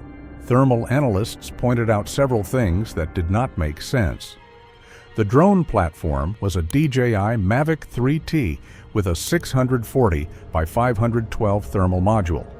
Its logs showed the aircraft could not self-launch from a motion or heat trigger. It needed either a manual command or a queued scheduled mission. Telemetry indicated the 2:01 a.m. flight began roughly 150 yards north of the original launch point. Battery data read as a fresh pack, meaning the system had been repowered and a new battery mounted before takeoff, at odds with Klein's earlier claim that the generator was shut down for the night. In later uploads, viewers noticed a brief light bloom in the upper corner of the frame between 2:05:42 and 2:05:45. It might have been a reflection from the drone's housing. When people increased the contrast, a second moving shape appeared faintly behind the main reflection. The outline appeared broader than a typical human profile, with an irregular thermal signature showing a cooler core and slightly warmer extremities, consistent with dense insulation, fur or layered fabric, plus humidity angle artifacts common in thermal imaging. A comparison that Reddit user OpenXIF posted overlaid known height ratios from Klein's past videos. The smaller heat source measured roughly 5 feet 8 inches when scaled to terrain markers. That height matched Eli Ward within a 2-inch margin. When people contacted Eli through comments, his social media accounts showed no new activity after March 8th. A family member later told a local paper that he had been out on a filming trip and was not back yet. At this point, most viewers still thought the leak was an intentional publicity stunt. Others started compiling a timeline of missing person filings. None mentioned the crew by name during the first week. By March 12th, tech blogs were covering the story. It was described as either a thermal hoax or a crime scene. One asked if the footage was a prank that sparked a real police inquiry. Links to Klein's earlier debunking videos gained thousands of new comments accusing him of making things up or covering something up. Screenshots circulated of private messages between him and moderators. In those messages, he claimed someone had hacked his drive. Image analysis threads kept finding new details. One post compared the heat bloom pattern to that of a large primate, based on limb proportion and stride spacing. Another suggested it could be a man in a ghillie suit carrying an injured partner. No one agreed on what it showed. Local forestry workers later told reporters they had seen a small campsite abandoned near mile marker 12.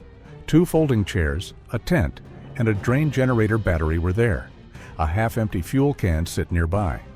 There were no signs of a struggle, but someone found a controller case with Eli Ward's initials 30 feet from the tent. The discovery brought new attention online. People pointed out that if the drone relaunched automatically, someone would need to be near the equipment to reconnect batteries. If it was manual, either Klein or another person was there at 2 in the morning.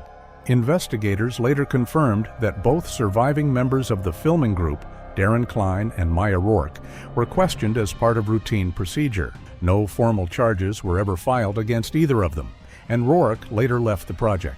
On March 14th, a higher resolution copy of the footage appeared on YouTube. It included metadata overlays showing exact timestamps, battery level, and GPS readouts. This upload reached thousands of views within 48 hours before being removed for privacy concerns. Copies spread to other platforms. Independent analysts reconstructed the final frame sequence. At 2:06:21 in the morning, an upright heat signature entered the frame from the left. At 2:06:24, a second smaller signature was visible on the ground. At 2:06:27, the upright figure bent down and pulled the smaller body by the arms. At 2:06:33, both signatures moved downslope and the drone altitude ticked upward by about 5 feet, likely a brief obstacle avoid rise or terrain hold fluctuation. At 2:06:38, there was secondary movement behind the main reflection. At 2:06:45, the feed showed a static and lost signal. This sequence became the freeze frame most shared in articles and discussion videos. It was the first public evidence suggesting that the hoax footage might show an actual disappearance rather than a staged scene. Later walkthroughs noted scuffed duff and short parallel tracks downslope from the clearing, subtle but consistent with a body being dragged rather than carried. By the end of that week, nearly every repost had the same title. It said the footage showed a Sasquatch dragging a human body and described it as leaked thermal drone footage. After the high-resolution copy spread across platforms, online communities started analyzing it frame by frame. A Reddit thread became the main place for data review. Members pulled coordinates, flight logs, and temperature gradients using free software available to the public. People cross-referenced the embedded timestamps with Klein's original posts. They discovered the file was created at 2:06 in the morning, nearly 3 hours after the time Klein said filming ended. That difference became the starting point for what viewers began calling the timeline gap. A user named Data Anchor compared the leaked GPS data to the model's standard flight radius. He confirmed that the drone had lifted from a slightly different location, roughly 150 yards north of the original camp. The coordinates matched the ridge overlooking a narrow drainage channel leading to the creek. The metadata also showed a full battery charge and normal system temperature. This meant the drone had been reconnected to power before flight. The battery had not been low or overheating, as Klein said earlier. Within 2 days, a small group of tech-savvy volunteers released a detailed spreadsheet listing all recovered values from the file. One column marked user interaction time contained a hidden string reading 2:01:09 Pacific Time with a note saying manual input detected. It suggested that someone had physically tapped the drone controller or mobile interface at that moment. As the discussion expanded, someone found a missing person alert that had been sent to local rangers on March 15th. It listed Eli Ward, last seen on March 8th near mile marker 12, wearing a gray jacket and hiking boots. That information linked the footage to a real person rather than a simulation. Shortly after, a volunteer surfaced Eli's public Strava activity, auto-synced from his watch. The track and heart rate data run until 1:43 a.m., when both stopped suddenly. Investigators noted the drone's 2:01 a.m. launch occurred roughly 18 minutes after the watch data stopped. When both data sets were put on a graph, the path of Eli's last recorded movement ran parallel to the drone's flight coordinates for roughly 6 minutes before both signals ended at nearly the same GPS point. That alignment convinced many that Eli had still been in the area when the drone relaunched. No one could explain how the aircraft powered on or why its route matched a person's final recorded steps. Attention shifted to the Mavic 3T's behavior on the ground. Technicians noted its sensors can wake displays or prompt a pre-flight screen if powered and jostled, but they do not command liftoff. Recreations showed sudden temperature or motion near a stowed powered aircraft could trigger a brief wake, yet a manual input or a scheduled mission was still required to launch. That narrowed theories to two. Someone on site executed a manual or scheduled launch, or a watchdog reboot resumed a queued mission after power was restored. A pure motion-triggered takeoff was ruled out by technicians. Discussion threads are divided into camps labeled manual launch, automatic wake, and staged upload. Each tried to account for the 2-hour timeline gap and Eli's disappearance. By mid-March, analysis reached single-frame detail. At frame 1842, viewers isolated a partial reflection at the edge of the screen, likely from a wet surface or metallic object. When the brightness curve was flattened, another motion trace appeared behind the reflection. It moved independently from the main heat signatures. It was broad-shouldered and irregular. The central temperature zone was colder than the surrounding outline, which would suggest dense surface coverage, such as heavy fur or layered clothing. A user compared the stride length to known human walking data. The ratio of shoulder width to leg length did not match typical human proportions. Other users said that sensor flare or double exposure could create the illusion of a second figure. The debate produced hundreds of diagrams, overlays, and simplified motion maps. But no one agreed. Around the same time, screenshots from a private Discord channel appeared. The messages were supposedly from Klein's project group, dated March 8th through 9th. In one, Klein wrote at 1:48 in the morning that the battery was still dropping and something was moving near the creek. He said he was staying up until the signal cleared. A later message at 1:52 in the morning said he was getting interference again and could not lock the GPS. The final message from the thread simply said that movement was registered north of camp. The authenticity of these logs could not be verified, but the timestamps matched the period when Eli's smartwatch last recorded movement. After the leak, Klein deleted the entire Discord server and restricted comments on his public channels. On March 18th, a local newspaper quoted an unnamed ranger from Six Rivers National Forest, confirming that a missing person search had been conducted near mile marker 12. The ranger declined to give details, but mentioned thermal imaging provided by civilians. 2 days later, a partial copy of an internal incident report appeared anonymously on an image site. A redacted header and cropped pagination were visible. The text stated that a subject was located in a drainage basin. Human remains were present and partial, consistent with scavenger activity. Evidence of animal hair contamination was noted during recovery. No name was listed, and the document did not specify whether the remains were identified. Independent reporters tried to verify the leak, but the Forest Service declined to comment, citing ongoing analysis. Under growing pressure, Klein held a short live stream on March 21st. He spoke for 12 minutes, appearing tired and defensive.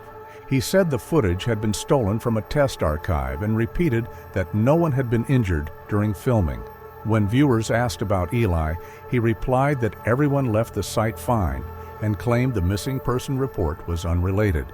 At the 8-minute mark, he insisted the drone's time settings were off by hours due to a firmware error. Viewers noticed a blinking red reflection behind him, consistent with the LED cadence of a DJI controller. Screenshots circulated online within minutes. Following the stream, Klein's social media accounts went private. Several of his older debunking videos disappeared, and comment sections filled with speculation that he was under investigation. There was no official statement confirming that. By late March, volunteers from Northern California's hiking forums organized small ground searches around the coordinates from the footage. They documented their findings publicly. They found abandoned fire rings, discarded food packaging, and a piece of torn reflective fabric. None showed clear evidence of a struggle. Local authorities advised against independent searches, citing rough terrain and wildlife hazards. A spokesperson said that civilian interference might compromise ongoing analysis. Still, new clips appeared daily. Some claimed to show additional heat traces from nearby areas. Most were proven to be misidentified animals or lens artifacts. A few channels compiled all available drone data into a reconstruction video. They plotted every coordinate, battery level, and temperature reading into a 3D terrain model. The path showed the drone descending twice toward the creek before its final loss of signal. Each descent lined up with brief signal spikes in Eli's smartwatch log. At 2:06 in the morning, both devices registered a loss of connection at the same time. The smartwatch log ended with a sharp heart rate spike, then flatline. The drone's telemetry showed sudden pitch movement upward, then complete data cut. Experts noted that such a simultaneous loss suggested close proximity between subject and aircraft, within 20 to 30 feet. On April 1st, a regional environmental blog published an interview with a park employee who spoke anonymously. He described internal briefings, warning staff to avoid speculation about unverified biological evidence. He mentioned that some of the sample bags from the recovery site were marked as hair, non-human, pending lab classification. The same source said the samples were later transferred to a state laboratory in Sacramento, but no results had been released. Officials again declined comment, only confirming that environmental samples were under standard review. By April 5th, online focus moved from analyzing the footage to questioning why no formal statement had been issued. Discussion threads compared the case to past viral mysteries, where authorities held back results while waiting for confirmation. Others noticed that search results for the Six Rivers drone leak began disappearing from many platforms due to copyright or privacy claims filed by Klein. Several mirror sites archived everything before the takedown. The case now existed mostly through re-uploads, Reddit posts, and investigative compilations. Meanwhile, former viewers of Klein's debunking content expressed divided opinions.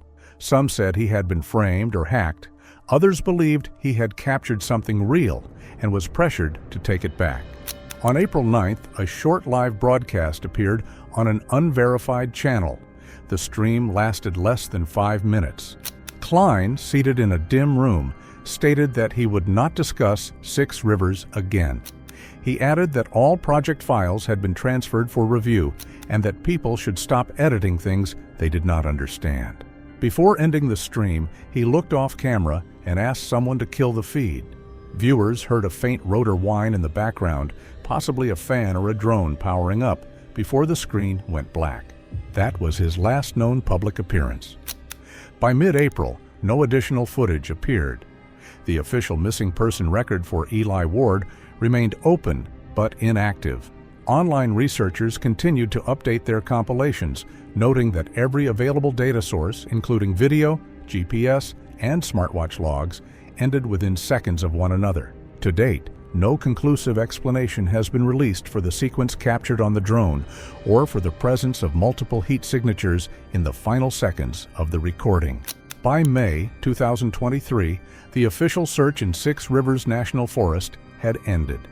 The missing person case for Eli Ward was marked as inactive. Ward was presumed deceased. No public announcement named any suspect or identified remains. Local papers printed short updates, each citing insufficient evidence to confirm the cause of death. The Ward family declined interviews. Neighbors in Redding told reporters the family had moved out of state. A short statement posted through a friend's account asked for privacy and requested that online speculation stop out of respect. No new information came from the Forest Service. Requests for the internal report were denied under exemption clauses for active analysis. A spokesperson from the county sheriff's office said that physical material was still being evaluated, but no results were ever published. By early summer, the Six Rivers drone story was no longer covered by known outlets. What remained existed mostly and was limited in archived forum threads, video compilations, and mirrors of the original upload. The leaked clip itself continued to reappear under new titles every few weeks. Each version claimed to be the original. Some were cropped, some colorized, and others slowed or stabilized. Viewers studying the footage often argued about subtle differences between versions. In some, the reflection at frame 1842 seemed brighter. In others, the secondary motion appeared later by a fraction of a second. Analysts who compared compression patterns concluded that nearly all copies were re-encoded and degraded multiple times. This made it impossible to confirm what the untouched file looked like. A small community of independent researchers kept trying to verify the timeline. They built online maps combining public GPS data, ranger reports, and local weather readings. The most detailed compilation was hosted by a small group. They logged every digital event connected to the case. This included the drone launch, the smartwatch heartbeat, and the final server ping from Klein's deleted account.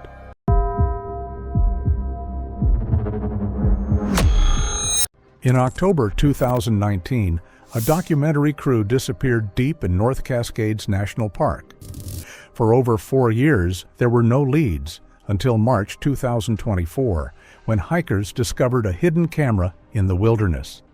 The footage it contained revealed events that have never been fully explained.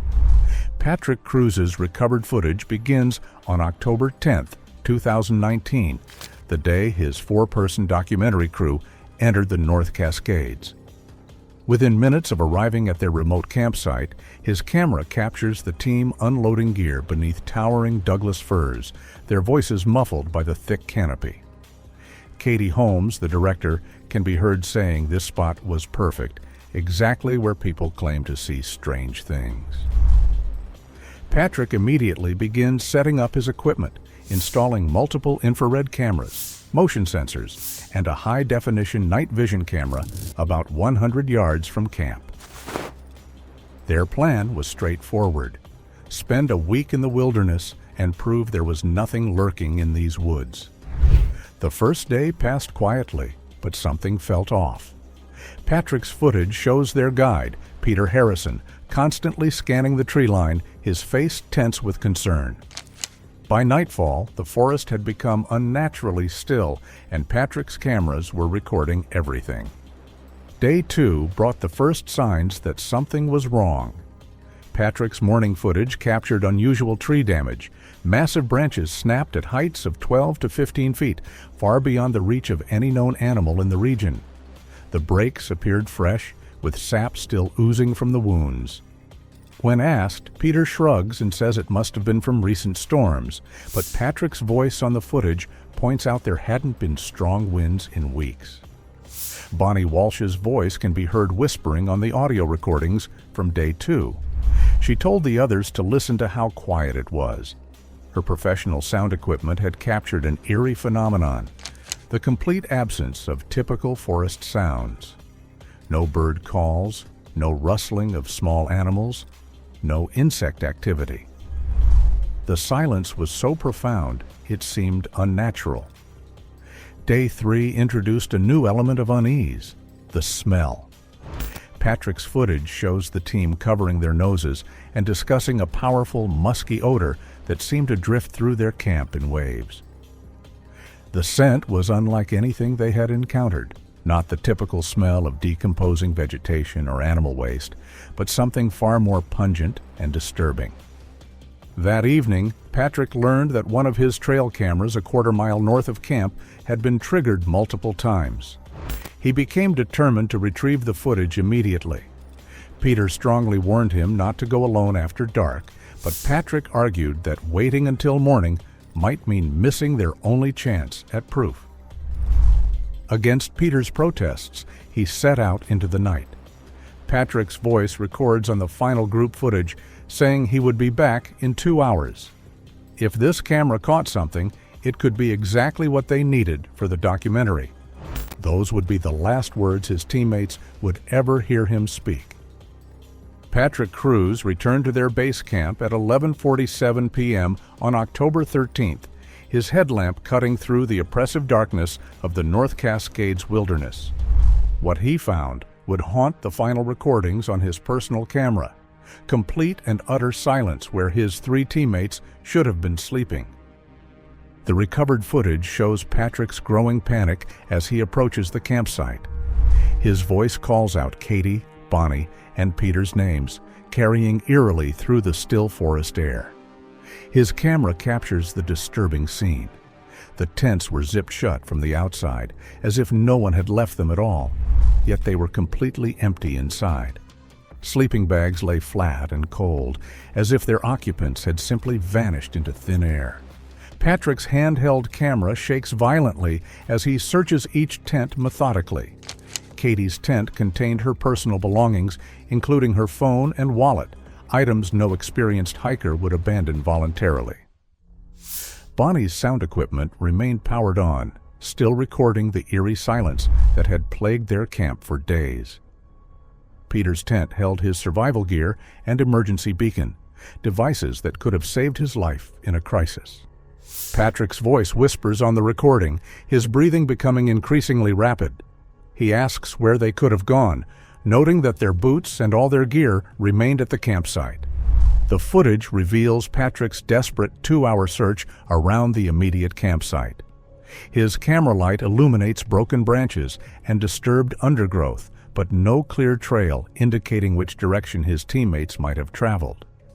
Most disturbing of all, there were no signs of struggle, no torn fabric, no scattered belongings, no evidence of the violent encounter one might expect if they had been attacked by the region's known predators: black bears, mountain lions, or wolves.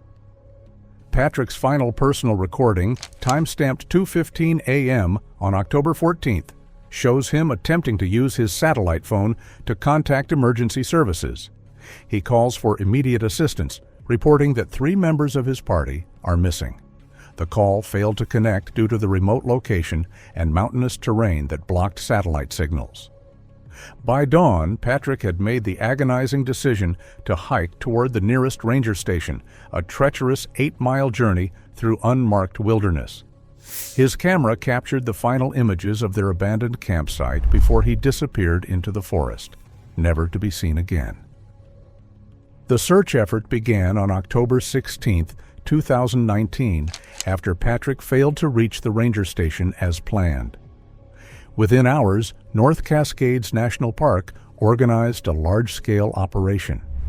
Helicopter crews scanned the terrain from above, while ground teams with experienced mountaineers and search dogs combed through the dense forest below. Search and Rescue Coordinator Maria Santos told local media they had never seen a case like this. 4 experienced individuals don't just vanish without leaving some trace. There should have been evidence, clothing, equipment, something. The search teams made several disturbing discoveries over the following weeks. Torn pieces of fabric, later confirmed to be from Katie's jacket, were scattered across a half-mile radius with no clear pattern. Bonnie's backup audio recorder was discovered lodged in a tree branch 15 feet off the ground, its memory card corrupted and unreadable.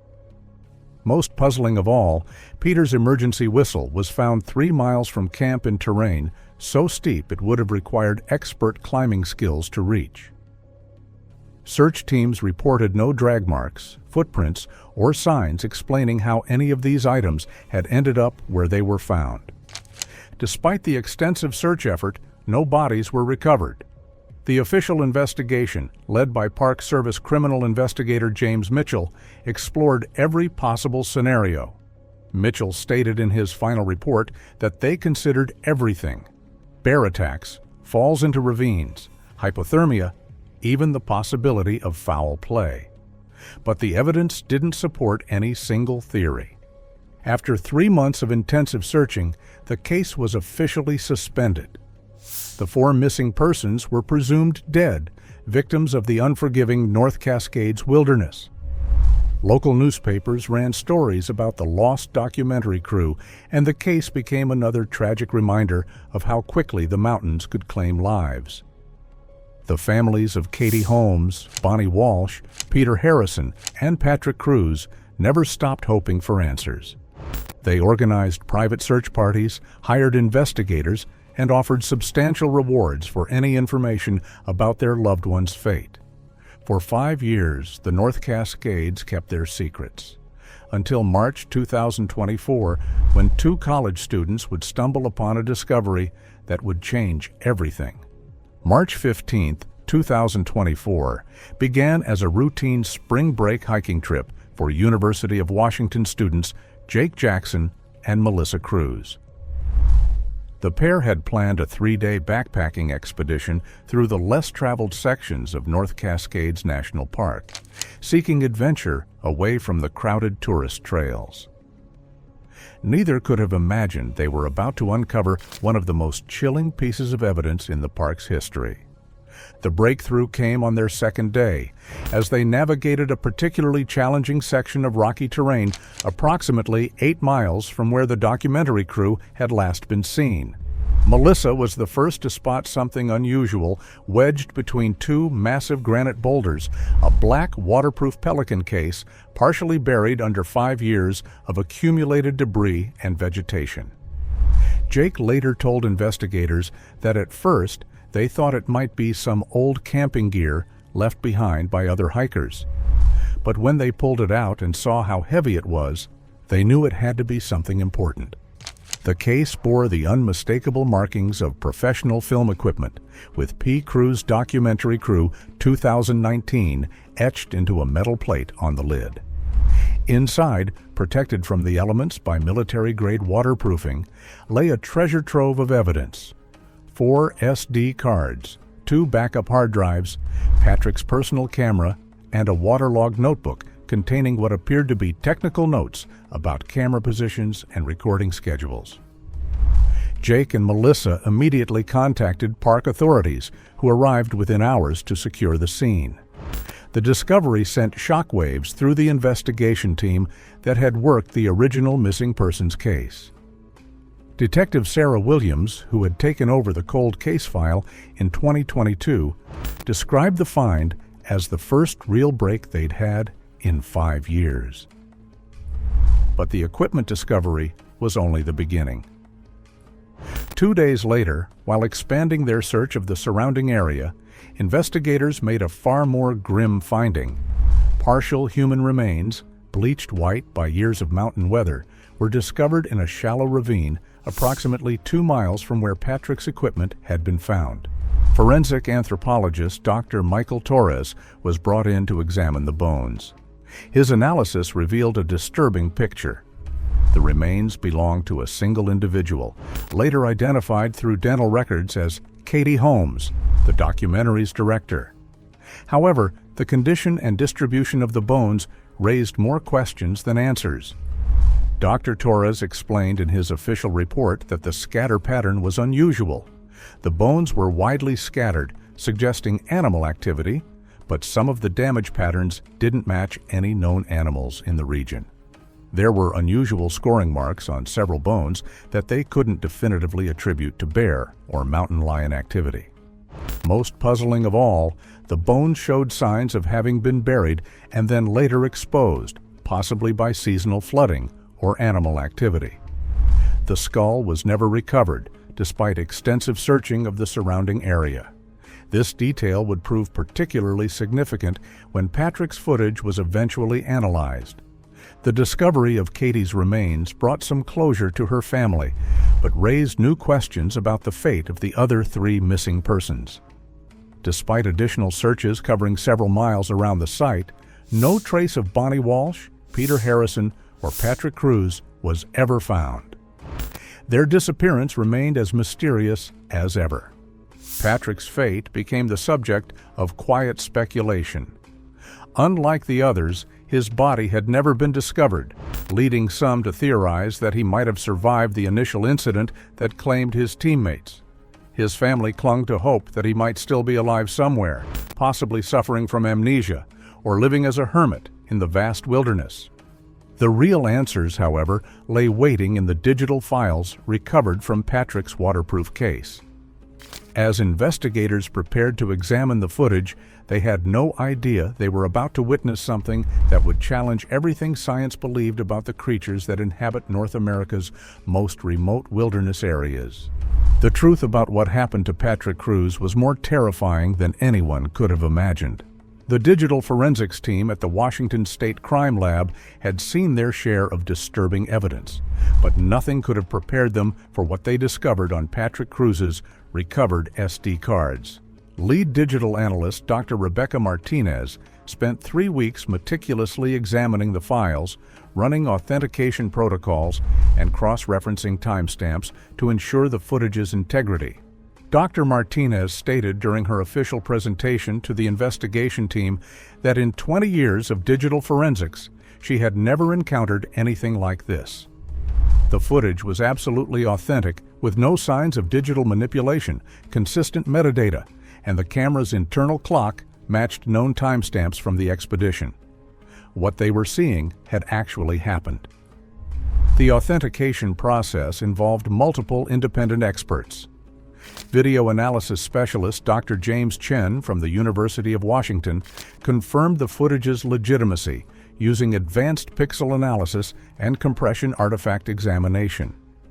The footage was captured on the exact camera model Patrick Cruz was known to carry, using settings consistent with his documented filming preferences. There was no question about its authenticity. The recovered footage begins at 11:47 p.m., captured by Patrick's infrared trail camera positioned approximately 100 yards from the team's sleeping area.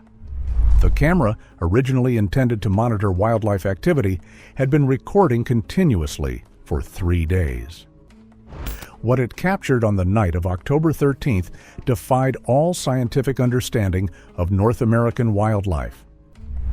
The infrared footage initially shows the typical forest scene: trees swaying gently in the mountain breeze, the occasional small animal moving through the underbrush. Then, at exactly 11:47 p.m., something massive enters the frame from the left side of the screen. Dr. Patricia Hendricks, a primatologist from the Smithsonian Institution, provided expert analysis of the creature's movement patterns. What they were seeing was bipedal locomotion that was distinctly different from human gait patterns. The stride length suggested something much larger than a human, likely well over 7 feet tall, perhaps closer to 8, with a body mass significantly greater than any known North American mammal.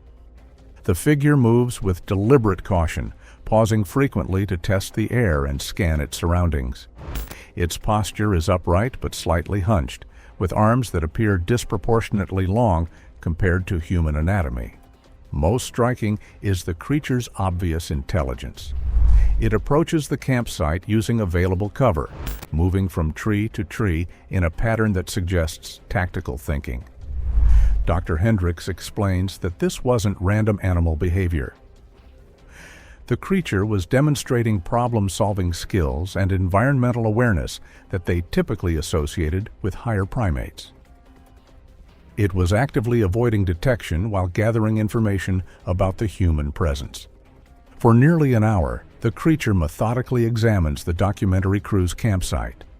The infrared camera captures it approaching each tent, spending several minutes outside each one, as if listening to the occupants' breathing patterns. The level of patience and systematic behavior is unprecedented in wildlife footage. Most disturbing is a 20-minute period where the creature crouches motionless outside Katie Holmes's tent. Thermal imaging analysis later revealed that Katie was awake during this time, her elevated body temperature suggesting stress or fear, though she never called out or attempted to leave her tent. Animal behaviorist Dr. Michael Torres notes that the creature appears to be learning. It was studying human sleeping patterns, tent construction, and equipment placement. This suggested a level of cognitive ability that challenged their understanding of undiscovered species.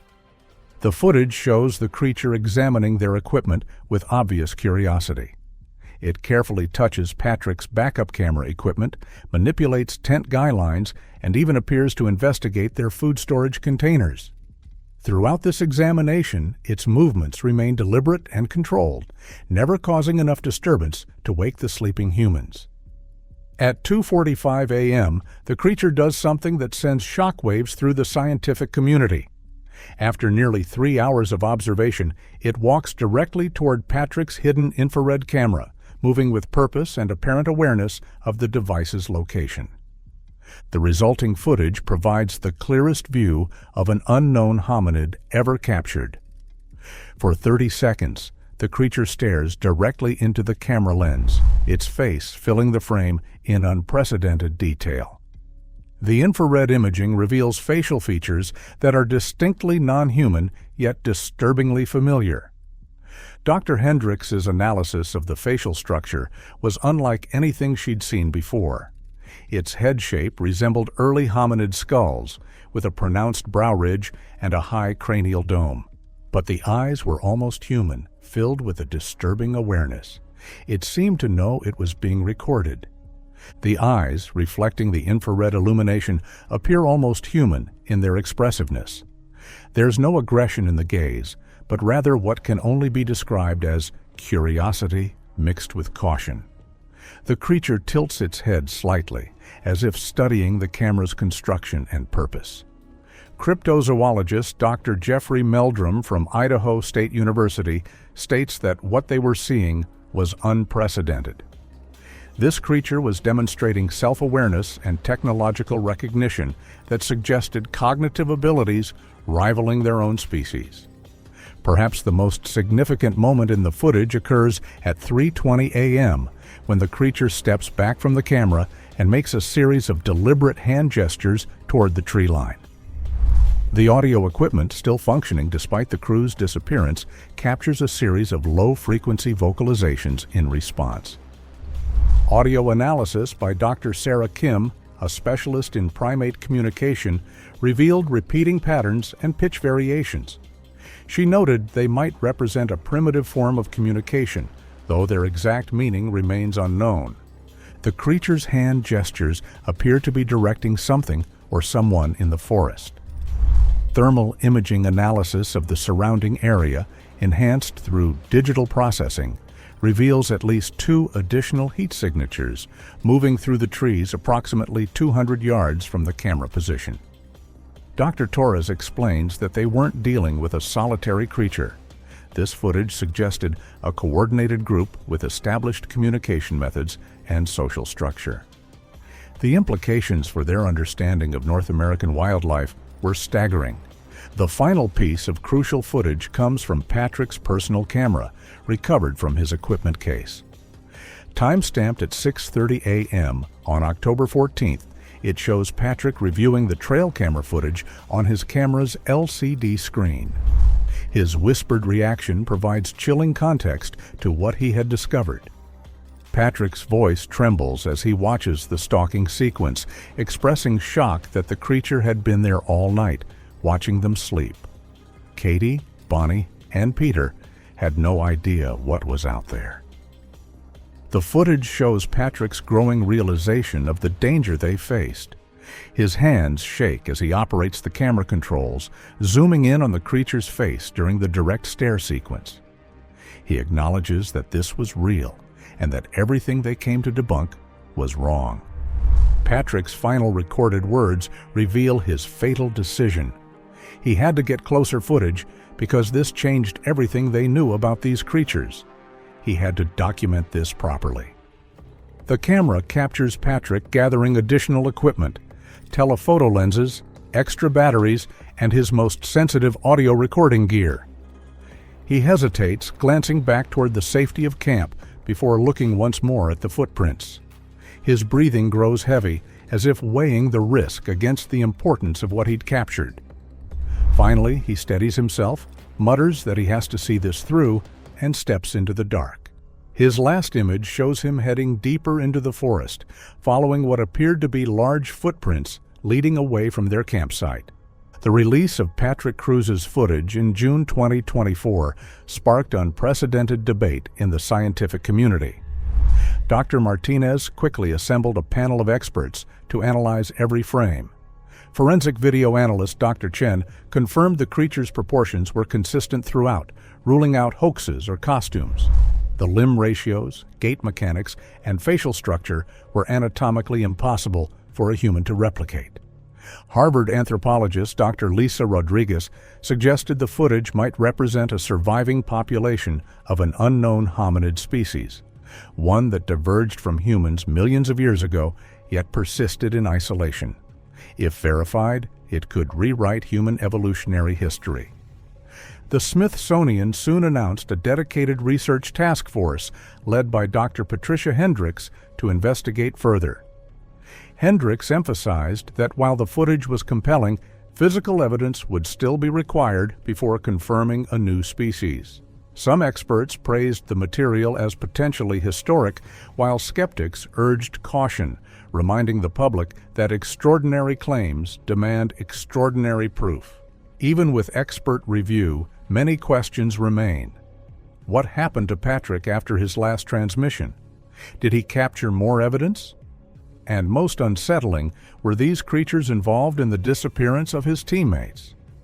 Patrick's footage gained additional credibility when researchers began investigating historical reports from the North Cascades region. What they discovered was a pattern of encounters spanning over a century, all describing remarkably similar creatures in the same general area. The earliest documented report dates back to 1994, when a prospector named Daniel Rourke claimed he was held captive for several days by a family of large, hairy humanoids near Grey Wolf Ridge, deep in the North Cascades. Rourke described their behavior and social interactions in remarkable detail, accounts that eerily mirror what Patrick's cameras later captured. In 1997, logging foreman Justine Clark reported a close encounter with a massive bipedal creature while hunting near Cultus Lake, approximately 50 miles from where Patrick's footage was recorded. Rose's description of the creature's intelligent eyes and deliberate movements matched the behavioral patterns seen in the infrared footage. More recent incidents painted an even clearer picture. In 2008, Park Ranger Jennifer Walsh filed an official incident report describing multiple sightings of large, upright figures moving through the forest during her night patrols. Walsh stated in her report that she saw them on at least 6 different occasions. They moved with purpose and seemed to be avoiding human contact deliberately. The most compelling historical evidence came from the Lummi Nation, whose traditional territory includes portions of the North Cascades. Tribal elder Robert James revealed that his people had known of the creatures for generations, calling them Tsemeku, the forest guardians. James explained during a tribal council meeting that their ancestors always knew they were there. They were taught to respect their territory and avoid disturbing them. The cameras had finally caught what they had always known existed. Between 2010 and 2019, the North Cascades National Park received 17 official reports of unusual sightings, all describing large bipedal creatures exhibiting intelligent behavior. Park officials had previously attributed these reports to misidentified bears or hoaxes, but Patrick's footage forced a complete reevaluation of these incidents. The release of Patrick's footage brought bittersweet closure to the families. Katie Holmes's parents said that knowing she died pursuing the truth gave them some peace. She had always believed in following the evidence wherever it led. But the footage also deepened the mystery. It showed the creatures systematically observing the team for days, a detail that haunted the families of Bonnie Walsh and Peter Harrison, whose bodies were never found. Patrick's sister, Maria Cruz, organized multiple search expeditions in the months after the disappearance, determined to find answers. The release of Patrick's footage seemed to trigger an increase in reported sightings throughout the Pacific Northwest. In the 6 months following the footage's publication, the North Cascades National Park received over 40 reports of unusual encounters, more than the previous decade combined. Most significantly, trail cameras installed by researchers in the area where Patrick's equipment was found captured additional footage in September 2024.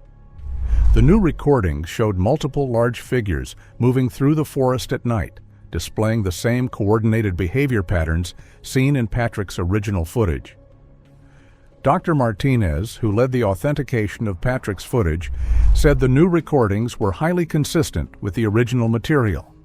The gait patterns, body proportions, and behavioral characteristics closely matched what had been observed before. She suggested this could indicate a breeding population that has remained largely undetected for generations, but emphasized that further study is needed before drawing conclusions. The most recent incident occurred in November 2024, when backpacker Thomas Jones reported a close encounter just 5 miles from Patrick's original campsite. Jones's description matched the creatures in the footage perfectly. It was massive, at least 8 feet tall, covered in dark hair. But what struck him most were its eyes, which were intelligent, almost human. It watched him for maybe 30 seconds, then just melted back into the forest. Park officials have quietly increased patrols in the area and established new restrictions on overnight camping in the most remote sections of the North Cascades. While they haven't officially acknowledged the existence of unknown creatures, their actions suggest a recognition that something dangerous inhabits the deepest wilderness areas. As researchers continue to analyze Patrick's footage and investigate new sightings, one question remains unanswered. What happened to Patrick Cruz after he captured the most important cryptozoological evidence in history? His fate, like the creatures he documented, remains hidden in the vast, unforgiving wilderness of the North Cascades. The search for answers continues, but one thing is certain. Patrick Cruz saw Bigfoot, and his courage in documenting that encounter has changed our understanding of what lurks in North America's most remote wilderness forever. Thanks for watching. Want to watch more? Click on your screen now.